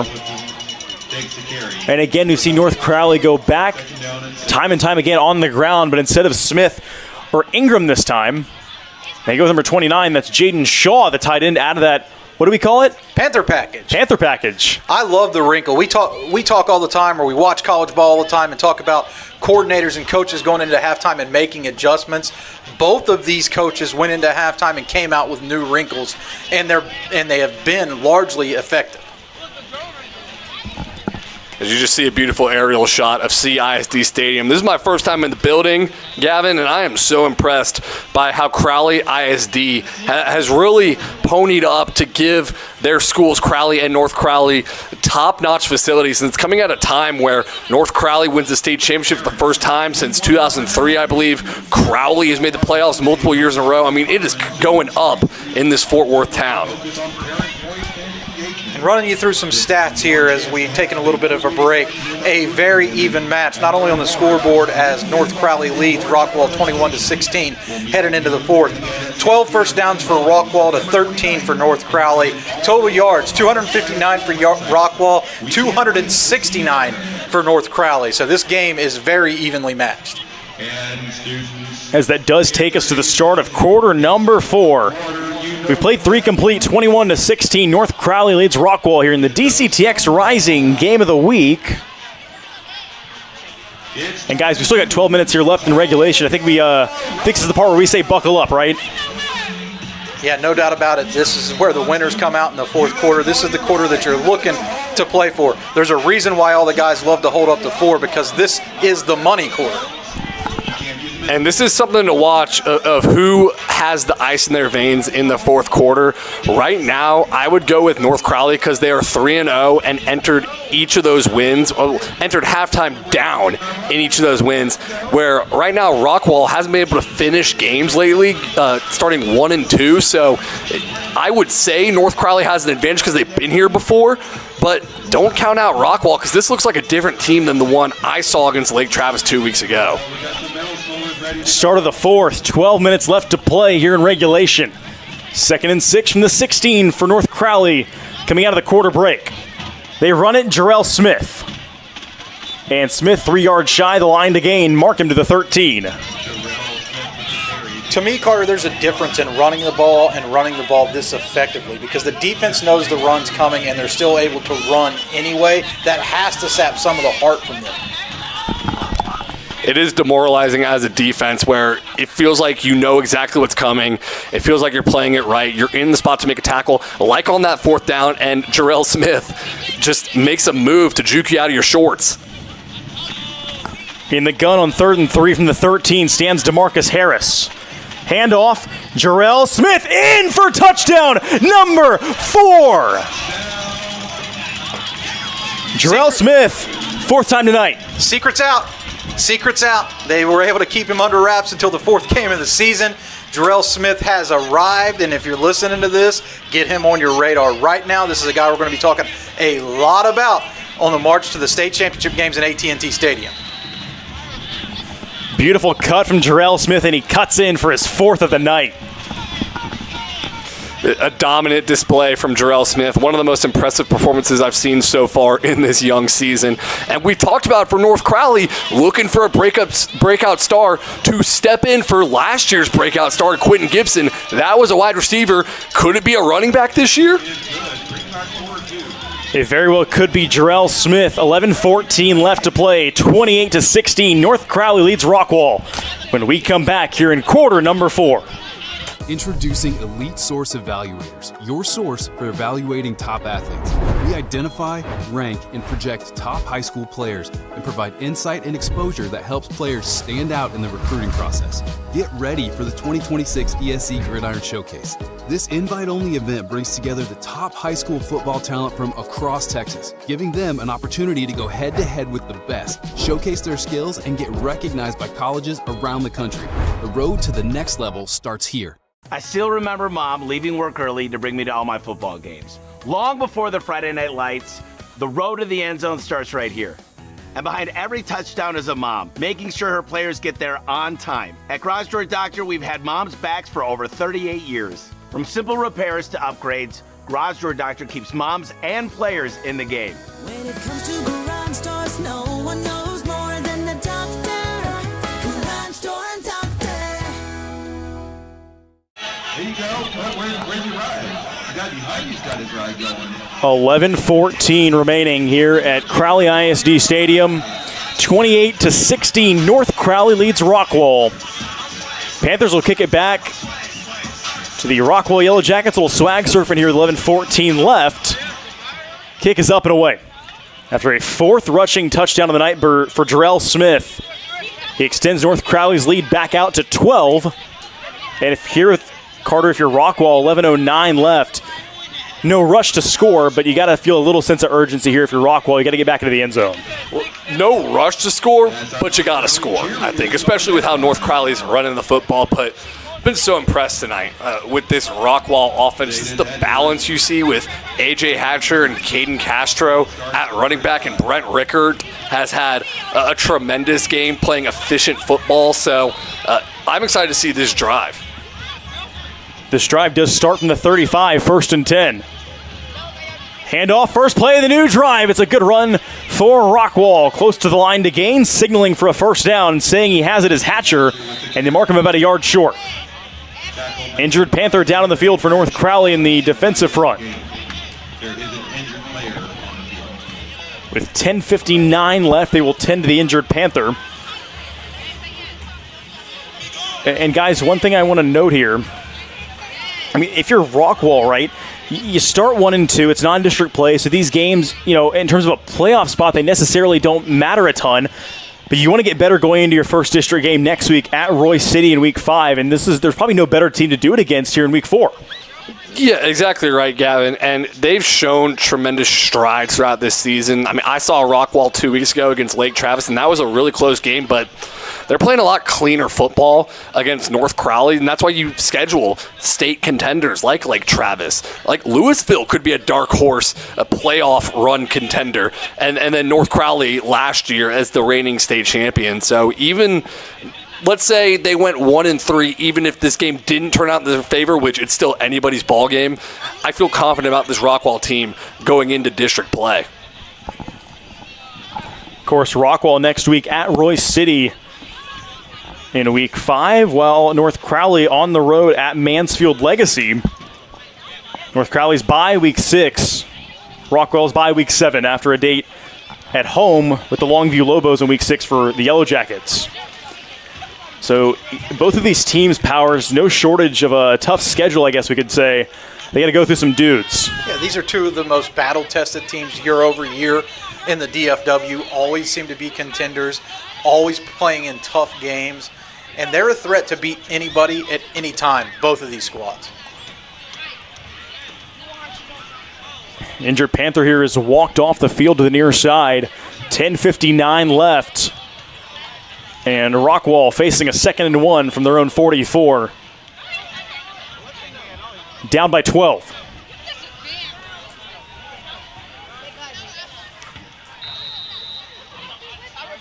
North Crowley shifts the safeties around back in the defensive backfield. They run it here, do the Yellow Jackets, searching for a first down. They get right up to the line of scrimmage and nothing else, no gain. Brings up 3rd down and short. Tremendous job right there by the North Crowley defensive front. He needed 1 yard, he couldn't even get it. 10:35 left.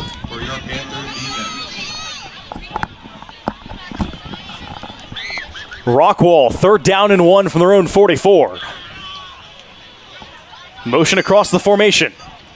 They run it again. This time it's a first down for Rockwall. They needed 1. They got a 1.5 yards, courtesy of A.J. Hatcher, the senior. A.J. Hatcher is running angry. You know, I was confused at first why Rockwall is the Yellow Jackets, but they're orange. Apparently it's because when Yellow Jackets get angry, they turn orange, and Hatcher is running angry tonight.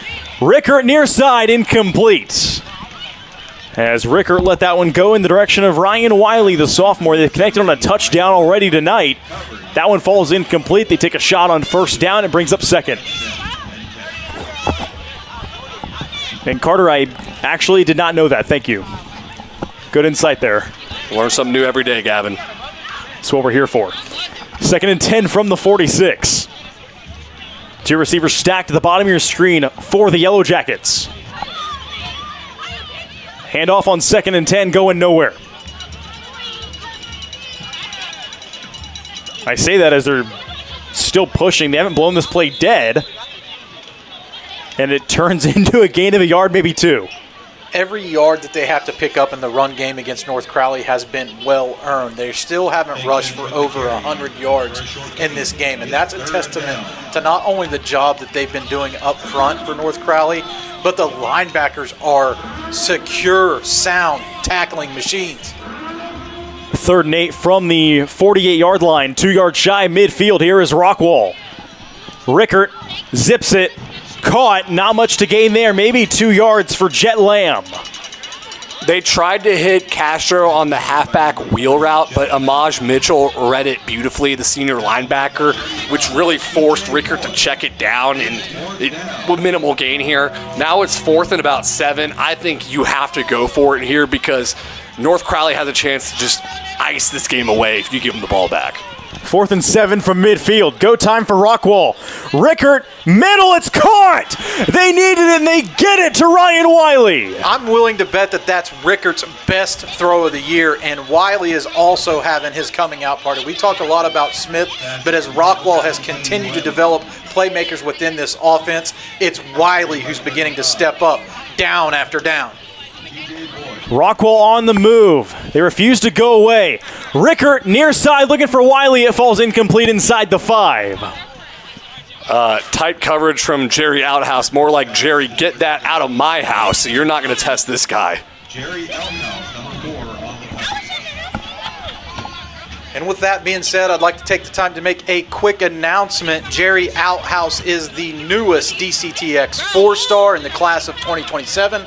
Over 35 scholarship offers. This moment is a long time coming for Outhouse. Second down and 10 here. It's a run for Rockwall. Inside the 10. Touchdown, Yellow Jackets. 8:23 left. Rockwall finds the end zone, courtesy of Caden Castro. It feels like every time Rockwall needs a big play, they're looking for Caden Castro. He had 2 huge touchdown runs against Lake Travis. Another big touchdown run here to cut the deficit to 6. I wonder if they go for 2 again. It doesn't look like it. It looks like they're going to send a PAT out there. Powers, how about stealing a man's moment with a touchdown run? You know what? I'll take it. That cuts this game 28-22, extra point pending. I would have to say, guys, 4 games in, this is the most competitive DCTX Rising game that we've had so far in 2025. Credit to Rockwall. I had doubts. I'm going to be honest. I had doubts coming into this game because they struggled offensively at times. I wondered about the quarterback, Rickert. Dude, he turned me from a critic to a believer. Rickert has had quite the game as the signal caller for the Rockwall offense, and now they're within a pending extra point here of a 5-point deficit with 8:21 left, which, again, Carter, now really anyone's game. It feels like North Crowley so far this season is incapable of blowing any team out, and that's partially because they're playing some of the best DFW competition in 6A, but it's also because these might just be the Cardiac Cats. This is how they're going to win this year, and they have been battle-tested through the first 3 games of the season. They need to rely on all that experience they've gained in the first 3 weeks, a young team growing up fast. And like you talked about, Carter, North Crowley's schedule so far through those 3 games, 3 tight ones against 3 of the best in DFW. Yeah, 22-18 against Lancaster, 36-27 against DeSoto. Both of those first 2 weeks, by the way, had multiple lightning delays. So not only did they have to come back, they had to fight the weather. And then last week, probably the best thrilling win they've had so far this season, 28-27 against Denton Geyer in a game where they were down 27-14 after Geyer returned the opening kickoff. And then, as we've mentioned, North Crowley's defense held Denton Geyer to 18 total yards of offense in the second half. And Carter, correct me if I'm wrong here, as we get the PAT for Rockwall. That Week 2 game against DeSoto for North Crowley, they waited 2 hours to resume play as the extra point is up. And it's through to make it 28-23. North Crowley waited to win that game 2 hours during an intermission because of weather. And it paid off for them, but that's what we were sitting in the office and we're like, are they going to play this game? And then they come out and there were lines to get back into the stadium after those 2 hours. They end up prevailing 36-27, but it shows, North Crowley, they're hungry this year to repeat off that state championship. I thought that game was getting canceled. I thought I saw reports on Twitter X that it was getting canceled, but Claude Mathis of DeSoto and Ray Gates at North Crowley said, no, we want to finish the story. And they did on that night. And look, North Crowley was a state champion last year, but a lot of questions entering this year, as with a lot of 6A programs. They returned 2 starters on offense. They lost offensive coordinator Eli Reinhardt, but they're able to get through some growing pains while knocking off some of the best talent in Class 6A. It's just a young team growing up fast, which is really, really awesome to see. I'm kind of likening this game to an old school boxing match, right? Bloody knuckles, bare fists, 2 guys out in the parking lot, throw up some of your friends in a circle and let them go after it. Neither one of these teams wants to go down. They both keep picking themselves off the mat. And even more so to me from Rockwall's perspective, because they were the underdog coming into this game, right? They're playing the state champs. In the face of that, they refuse to give up. It's been a competitive game from start to now 8:21 here left in the 4th. And Rockwall set to kick it back here to North Crowley. And Carter, I'm going to touch on something you said before. We were talking about kind of just the competitive nature of this game. North Crowley lost their offensive coordinator in the offseason. Eli Reinhardt departs. He goes and takes the head coaching job down at Hutto. He's the head coach at the Hippos now. Always a good problem to have, I feel like, when you lose your offensive coordinator and he becomes a head coach somewhere else, right? And Ray Gates and Eli Reinhardt have both said, they knew Eli Reinhardt was going to get a head coaching job. Ray Gates was preparing him to get a head coaching job. But I've been impressed with the offensive coordinator for North Crowley, Kevin Park.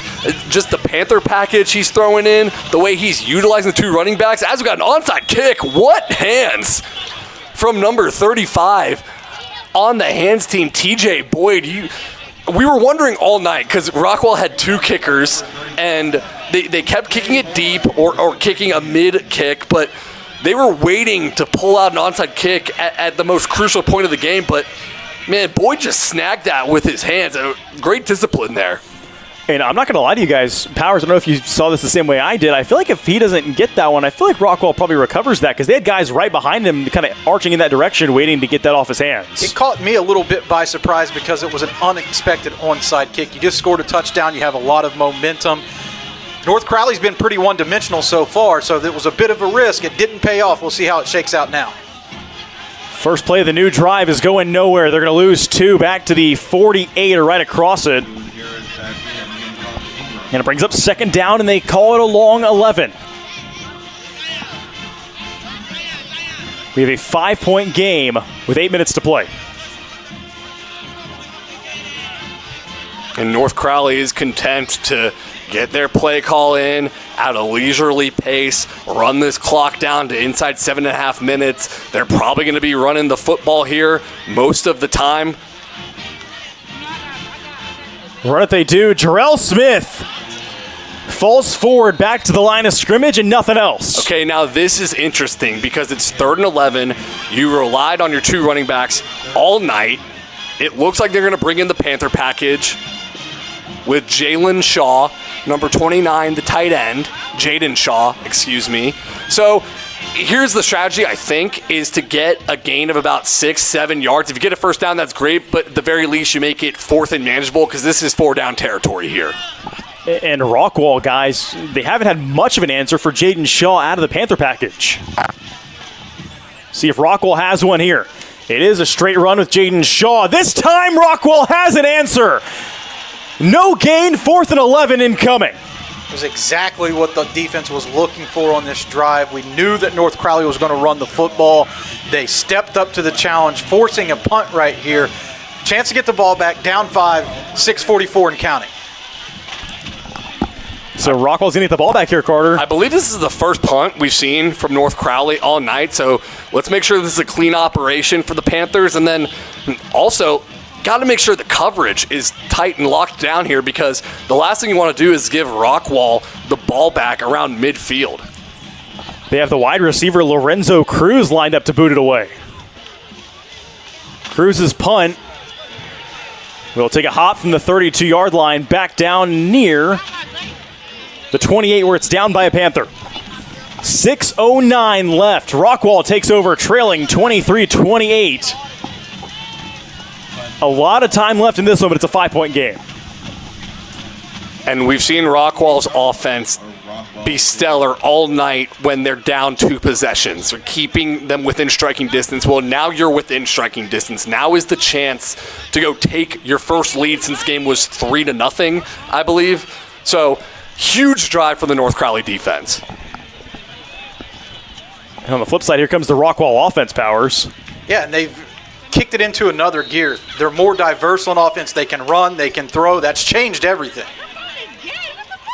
Rickert hands it off here on first down to the 30 for a gain of about 2. Goes Hatcher. And if you're Rockwall here, guys, you don't have to hurry anything. You got 5:50 left to play here. You need to get in the end zone. You're down 5, but you have to go 70 yards here. But you have all the time in the world. Yeah, no doubt about it. You just need to make sure that you convert, pick up first downs, possess the ball, and put some points on the board. Play fake, Rickert. Rickert throws far side, just past the fingertips of Duckworth.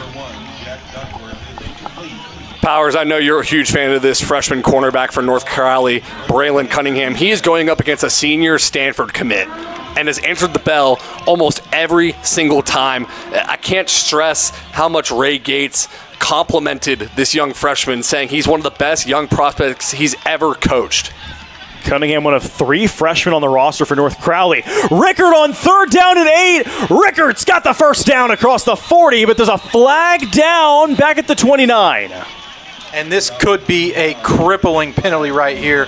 What a great run, give them a chance to convert right here. But unfortunately, I think it's coming back for holding. Number 56, 10-yard penalty, 3rd down. They're going to get that on Demarion Starks, the senior reserve right guard. And that's a backbreaker. And it's a second Rickert QB run that there's been a holding penalty on. Rickert is very mobile, but I didn't see him run a lot of design quarterback run against Lake Travis, so this might be a new wrinkle that Rockwall's offensive line just hasn't repped as much. I love the wrinkle, but the execution has been a little lackluster. Now 3rd down and 18 from their own 20. Rickert's going to roll. He's hit as he throws. Pass downfield is incomplete. Intended for Duckworth. Flags are down everywhere.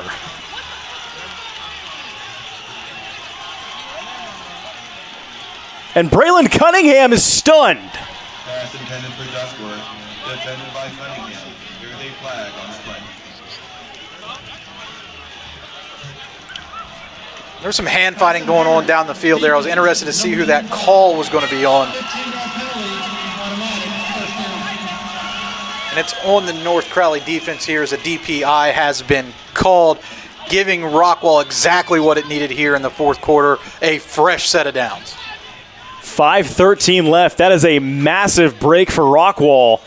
After the run by Rickert gets called back because of holding Carter, the flip side, they get the defensive pass interference call and a first down that way. It's been such a clean game from both sides. Very few penalties, but 2 huge ones by both sides in one of the most crucial drives of the game. 1st and 10 Rockwall from their own 35. They hand it off, it's Hatcher.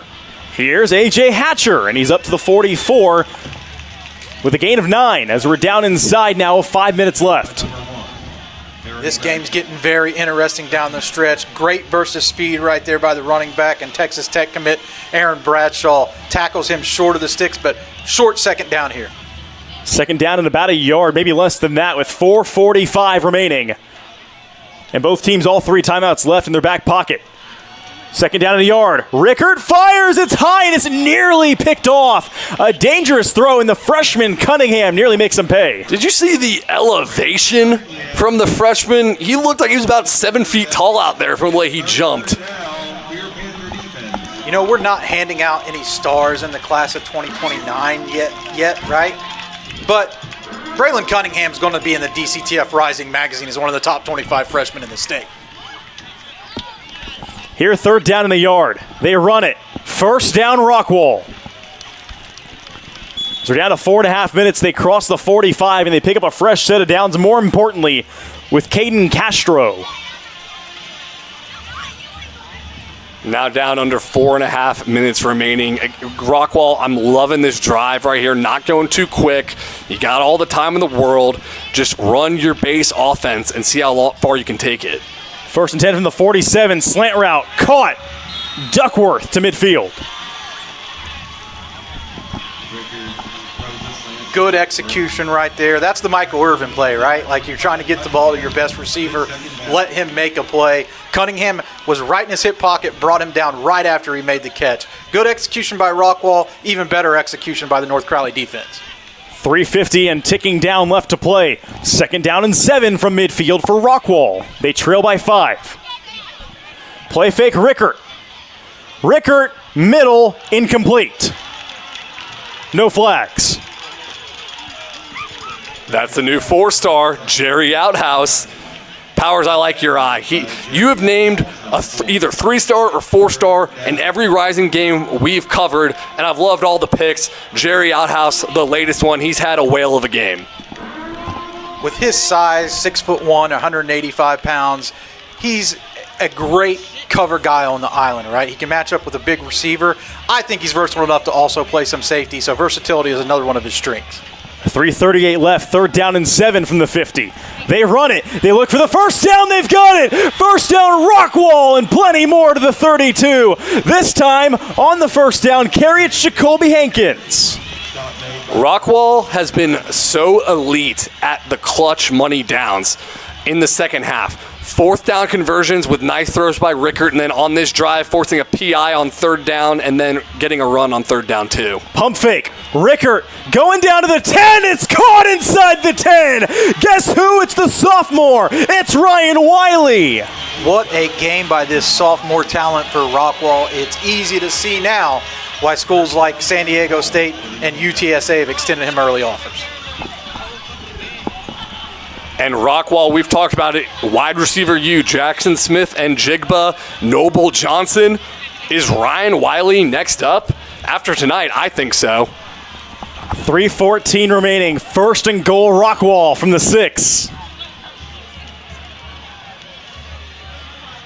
Castro on the keeper. Castro walks into the end zone. Touchdown, Rockwall. Yellow Jackets take a 1-point lead with 3:08 to play. Castro is having a breakout 4th quarter.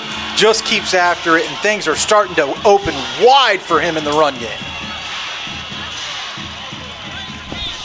I believe that's Castro's 3rd touchdown on the night. We've got a running back on North Crowley, Jarrell Smith, with 4 touchdowns. We've got another running back on Rockwall, Caden Castro, with 3 touchdowns. Who said the run game was over? 3:08 left here, and if you're Rockwall, it's an easy call you're going for. You're trying to go up by a field goal here. Who needs analytics when you can just use math, right? Who needs analytics when you can just pound the rock? This is old school. Both these teams have combined to our count 7 rushing touchdowns between Castro and Jarrell Smith, taking it back to those pre-analytics days. Again, 3:08 left. Rockwall trying to go up by 3 as Rickert and Castro will try to cash in on the 2-point try. They motion Wiley. Rickert evades the rush. Rickert walks in. He's hammered across, and the 2-point try is good, and Rockwall leads by 3. When an unstoppable force meets an immovable object at the goal line, who wants it more? And Rickert gets in, showing the toughness and the wiggle from the QB spot.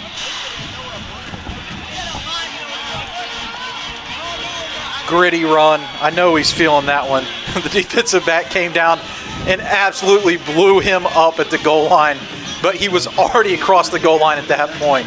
3-point lead here for Rockwall late in the 4th quarter. This game is delivering everything we wanted out of it and much more.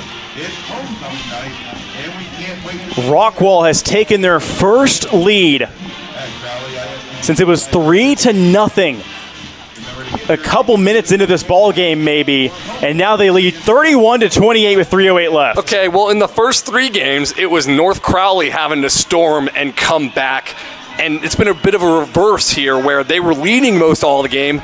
Now they've let Rockwall come back into the game. How do these young Panthers respond?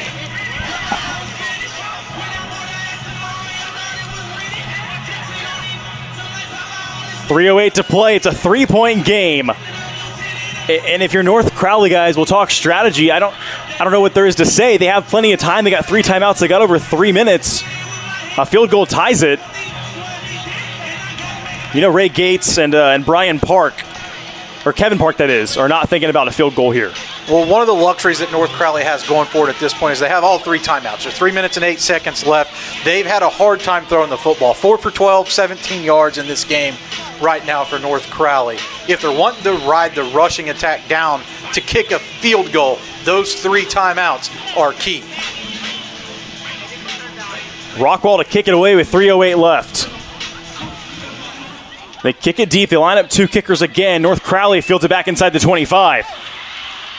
On the return, the Panthers will march up to the 36, so the drive will start with 3:02 left. And the Panthers, we haven't said this but once other than this time tonight, down by 3. 3 minutes left in the ball game. Powers astutely points out there's 3 timeouts. I think you can run your base offense. There's no need to press here. I think the run game has worked extremely well for you with a two-headed monster in the backfield. I would just keep pounding the rock, and then, oh, by the way, you got a guy named Demarion Mays who is averaging 29 yards a catch, who, if you need a big play, you can look his way. Harris, first play of the new drive, swings it, it's caught.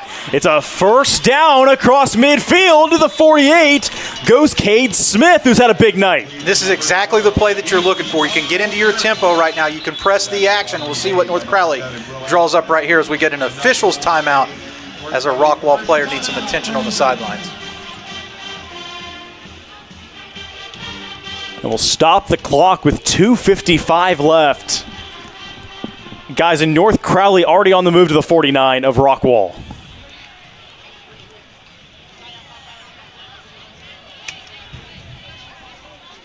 As they check on the Rockwall defender to the near sideline.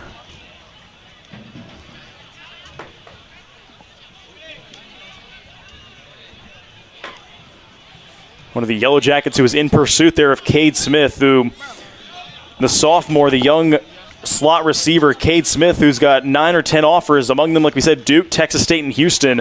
Another big catch and run.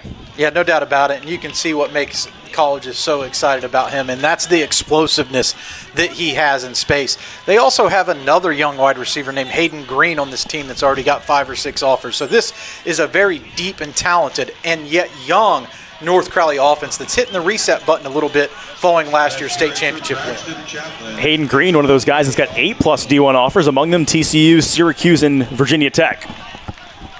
It's crazy if you just go down this roster how many guys on North Crowley have Division I offers. It's a testament to the program that Ray Gates has built. And here the program that Ray Gates has built. 2:55 on the clock, 3 timeouts left. 49 yards between the Panthers and the end zone.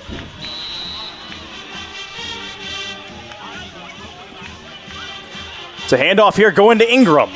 Ingram extends forward down to the 43 for a gain of about 6. And speaking of the program Ray Gates has built, I think now would be a good time to remind the viewers that Ray Gates' program has not lost a regular season game yet in his tenure. They hand it off here to the Panthers, looking for a first down. I believe they're a yard shy. Jarrell Smith needed 4, got 3. It'll bring up 3rd and a yard. 2:25 left. Clock is running.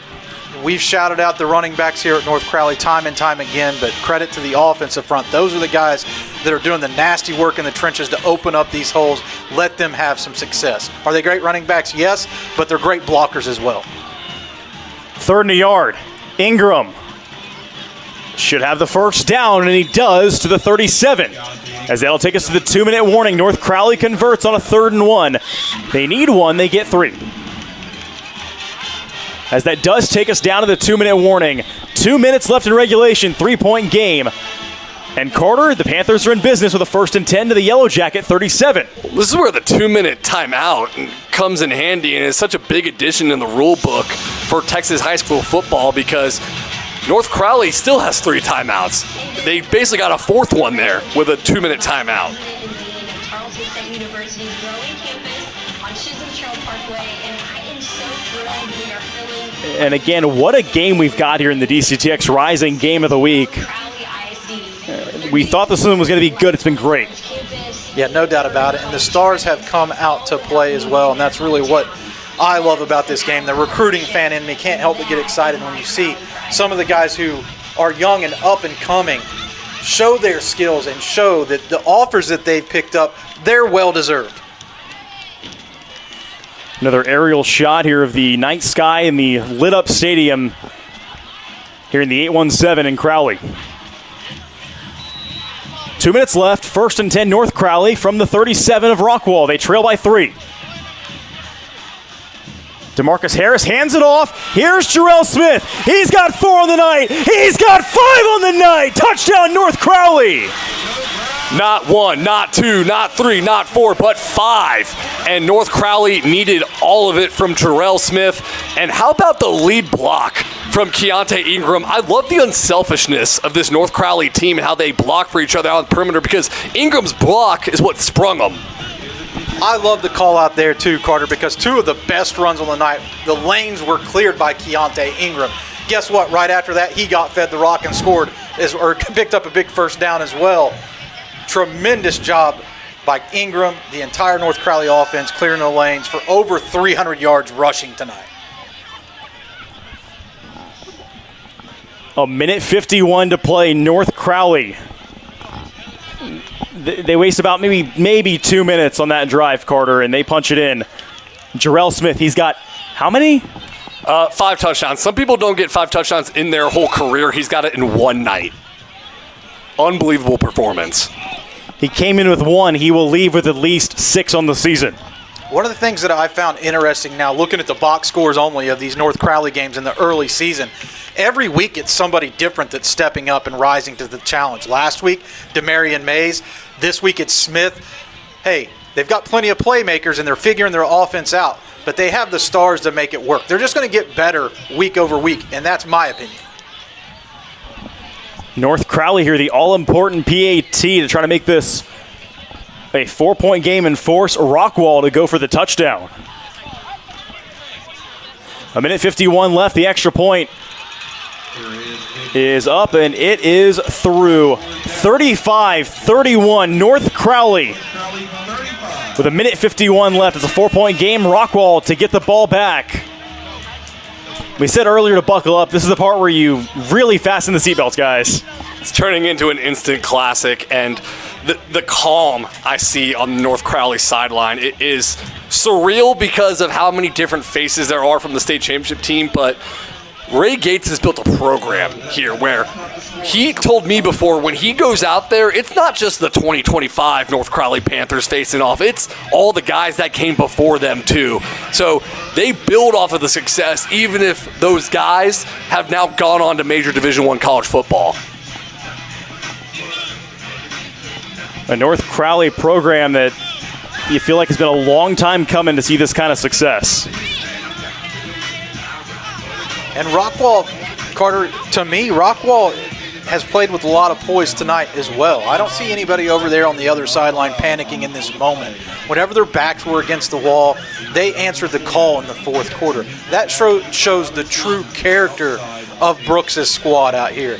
This has been their best game of the season. This is a very positive indication of what's to come here for Rockwall, no matter what happens at the end of this game. But that being said, a minute and 51 seconds. They've had a quick strike offense so far in the second half. Plenty of time for them to get points on the board. And you talk about Carter, the poise from Trey Brooks and his Yellow Jackets, from Brent Rickert, from Ryan Wiley, from Caden Castro and company. Even the defense.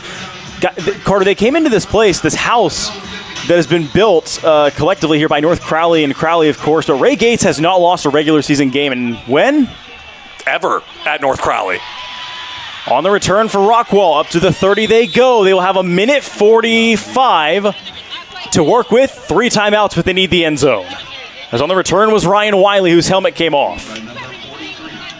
And I just noticed this, Powers, but Ryan Wiley has a C on his jersey as a sophomore. It's pretty unbelievable leadership. We've seen the athleticism, but that speaks to what he's like off the field, too. Well, Jack Duckworth is wearing 1, and Ryan Wiley is wearing number 17. And there have been plenty of times in this game where I thought one was the other. So Duckworth's committed to Stanford. Wiley's going to be a P4 guy. 70 yards between the Yellow Jackets and the end zone with a $1:45 left. Rickert rolling, he dumps, it's caught by Castro. Castro slung down for a gain of 2. And Rockwall has 3 timeouts. Be interesting to see how they use them. Looks like they're going to let the clock roll and get to the line of scrimmage fast. They pick up 2. It's now 2nd and 8 with under 90 seconds left. Rickert has nowhere to go. Now he's going to tuck and run. Now he fires at the last second. It's caught, but they say incomplete to the 39. He was trying to connect with Puffer. And I believe the referee threw his hat down. I think he might have ran out of bounds at the beginning of that play anyway, but then the ball just bounced off of the turf, and that was why the reason it was incomplete. Fell through his mitts right there. A minute 18 to play, and Rockwall facing a 3rd down and 7 from their own 33. They got 2 plays, essentially, to go 7 yards. This is the time of the game if you're North Crowley. You want one of these big-time defensive playmakers to make something happen. They motion Puffer. Rickert Middle, Puffer's got it! Braden Puffer inside the 40 to the 35, under 70 seconds to play. How about that? 2 throws to Puffer back to back. We talked about emerging playmakers on North Crowley's sideline. Rockwall's developing them as well. 65 seconds left. They zip it far side. It's caught by Duckworth. Duckworth out of bounds to the 28 with 59 seconds to play. That spin was silky smooth from Duckworth. 59 seconds remaining now, Gavin. Clock is stopped. Rockwall still has 3 timeouts. As does Ray Gates over on the North Crowley sideline here with 59 seconds left. 2nd and 4 for Rockwall from the North Crowley 29. They hand it off to Castro. Castro slides forward for a gain of a yard to the 28. Takes us down to 50 seconds, and now a stoppage in play. Timeout is called by Rockwall. I can't wait to see what Rockwall cooks up here. The play calling has been so creative tonight from Trey Brooks and Cale Barnes. Now they've got time to talk it over and draw something up in the sand. Those have been some of the game's most interesting play calls, by the way, Carter. Some of the most fun we've had, even if they didn't convert them, was watching them throw a halfback pass or run some special trick plays. It's been so fun to watch the evolution of this Rockwall offense. We had questions about it coming in. Questions answered. What a game we've been treated to tonight from 2 stellar DFW programs. We got over 500 people right now in the YouTube watching live. There's some Thursday night football action. It doesn't get any better than this. And we got 50 seconds left. Still plenty of time for whatever's about to happen. Rockwall needs the end zone. They face a 3rd and 4 from the North Crowley 29 here coming out of the timeout momentarily.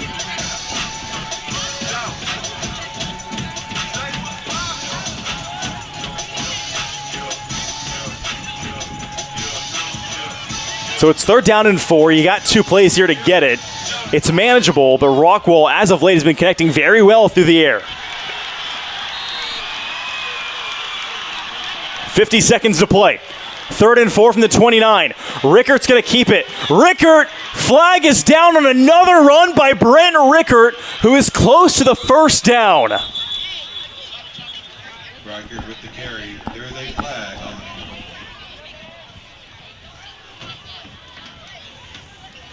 Sideline warning. Crowley. That's their first warning.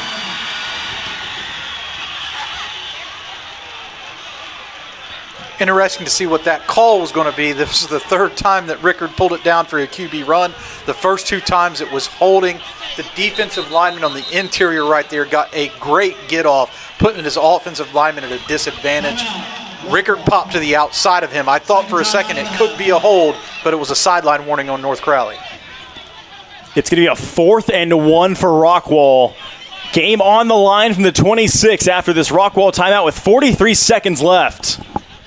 Man. Gavin, this is a play where legends are made. Who's going to make the play?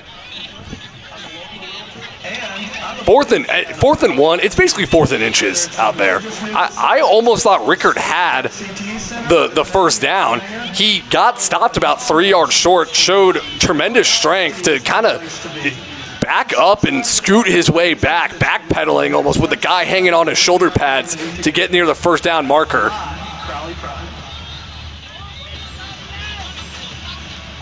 Yeah, Rickert was absolutely close to the 1st down. He comes up less than a yard shy. And North Crowley here a chance to end it.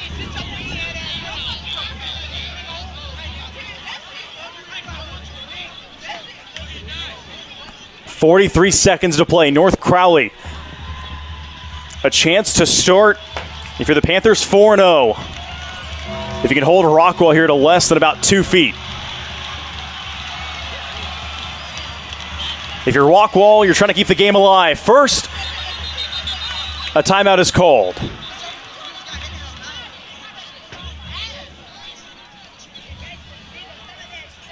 Or perhaps just a stoppage. They stop the play at the snap.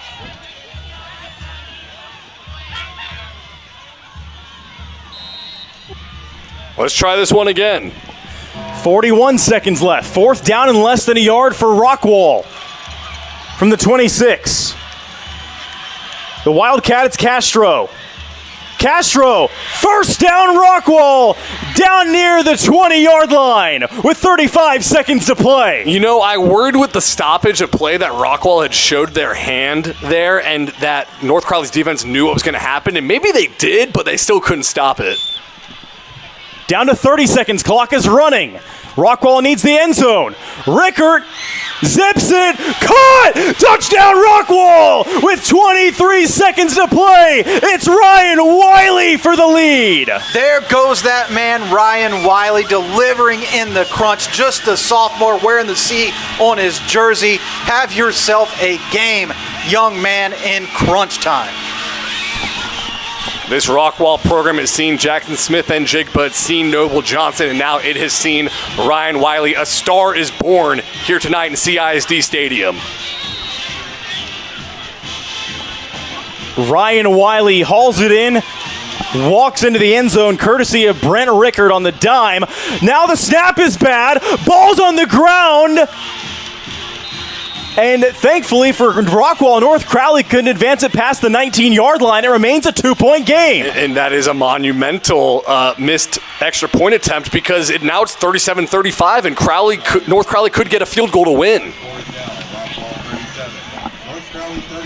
22 seconds remaining in this one. What you're looking for here is, if you're North Crowley, is a chance to return this kick. If I'm Rockwall, I'm not letting anybody for North Crowley touch this ball. And they've had a couple of squib kicks that I think have went awry so far in this game. So now's the chance for the kicker to make it right. Again, like Power said, 22 seconds to play.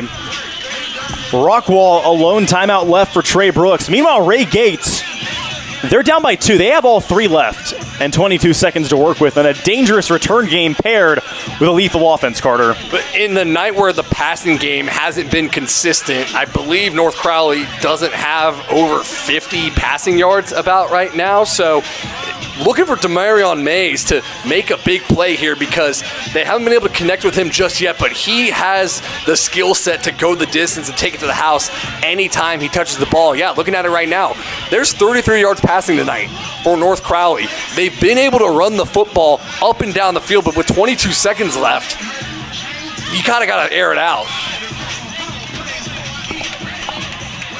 As we see what the strategy is here for Rockwall, who they've done a little bit of everything, kicking it off tonight back to the North Crowley Panthers. 22 seconds left. Rockwall's kick is up and away. Fielded back inside the 30. They can't give up a big one here. North Crowley to the 40-yard line. Ball came out at the end. They say he was down with 15 seconds left, but North Crowley will start somewhere near their own 40-yard line. Well, good news here as far as controversy could have gone. North Crowley fell on that fumble.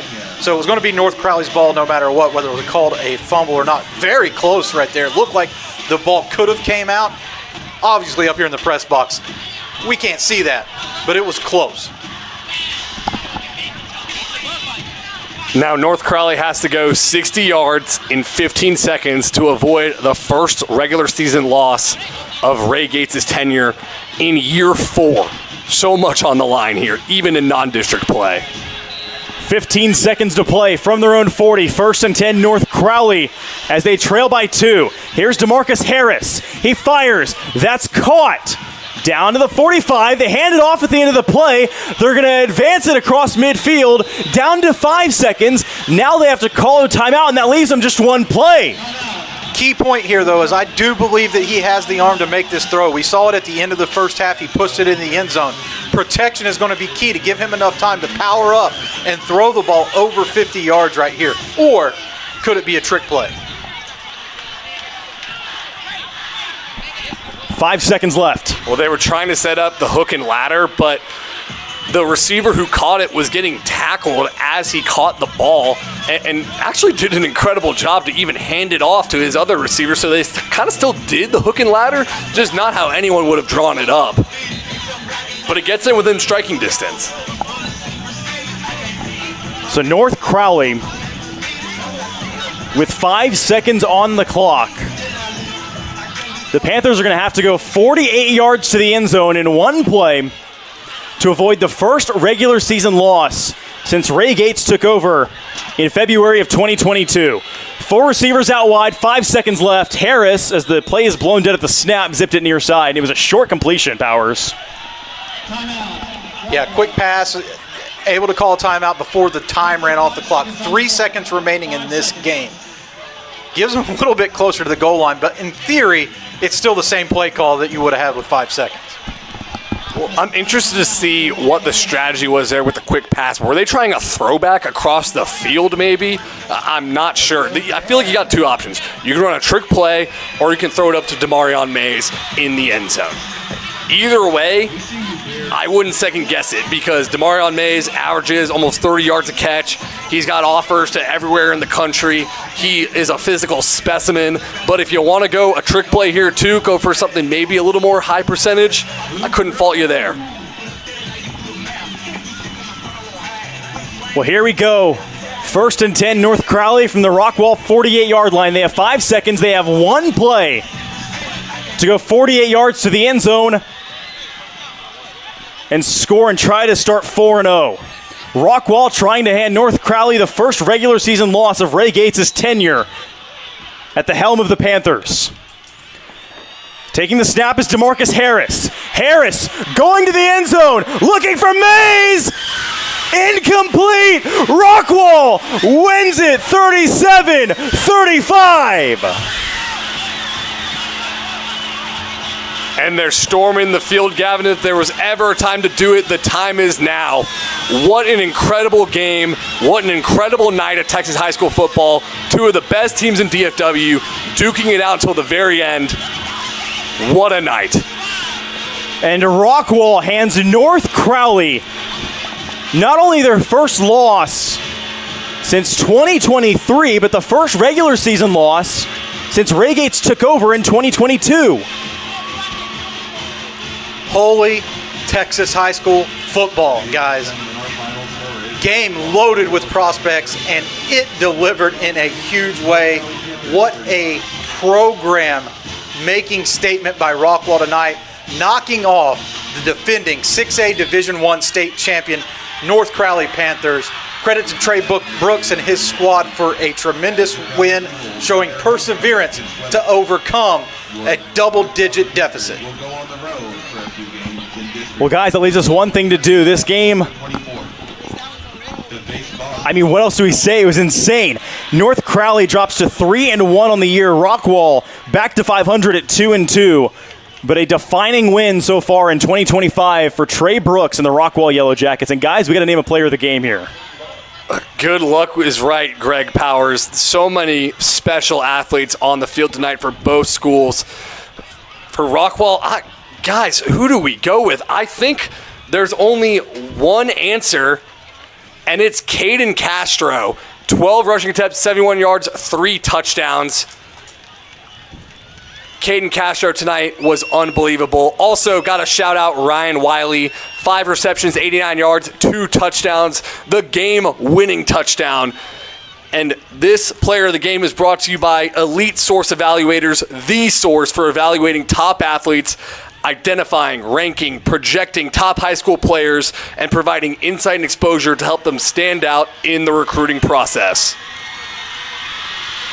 And what a DCTX Rising Game of the Week it was. Rockwall 37, North Crowley 35. Your final here from Crowley ISD. And this North Crowley team stunned. Rockwall elated.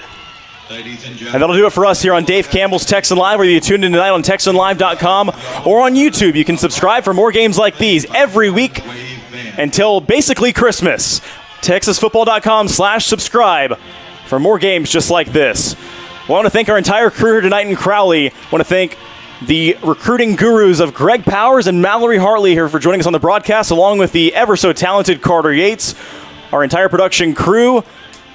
I'm Gavin Moritz signing off here from Crowley. 37-35, Rockwall drops North Crowley, handing them their first loss in the regular season in Ray Gates' tenure, and their first loss since 2023.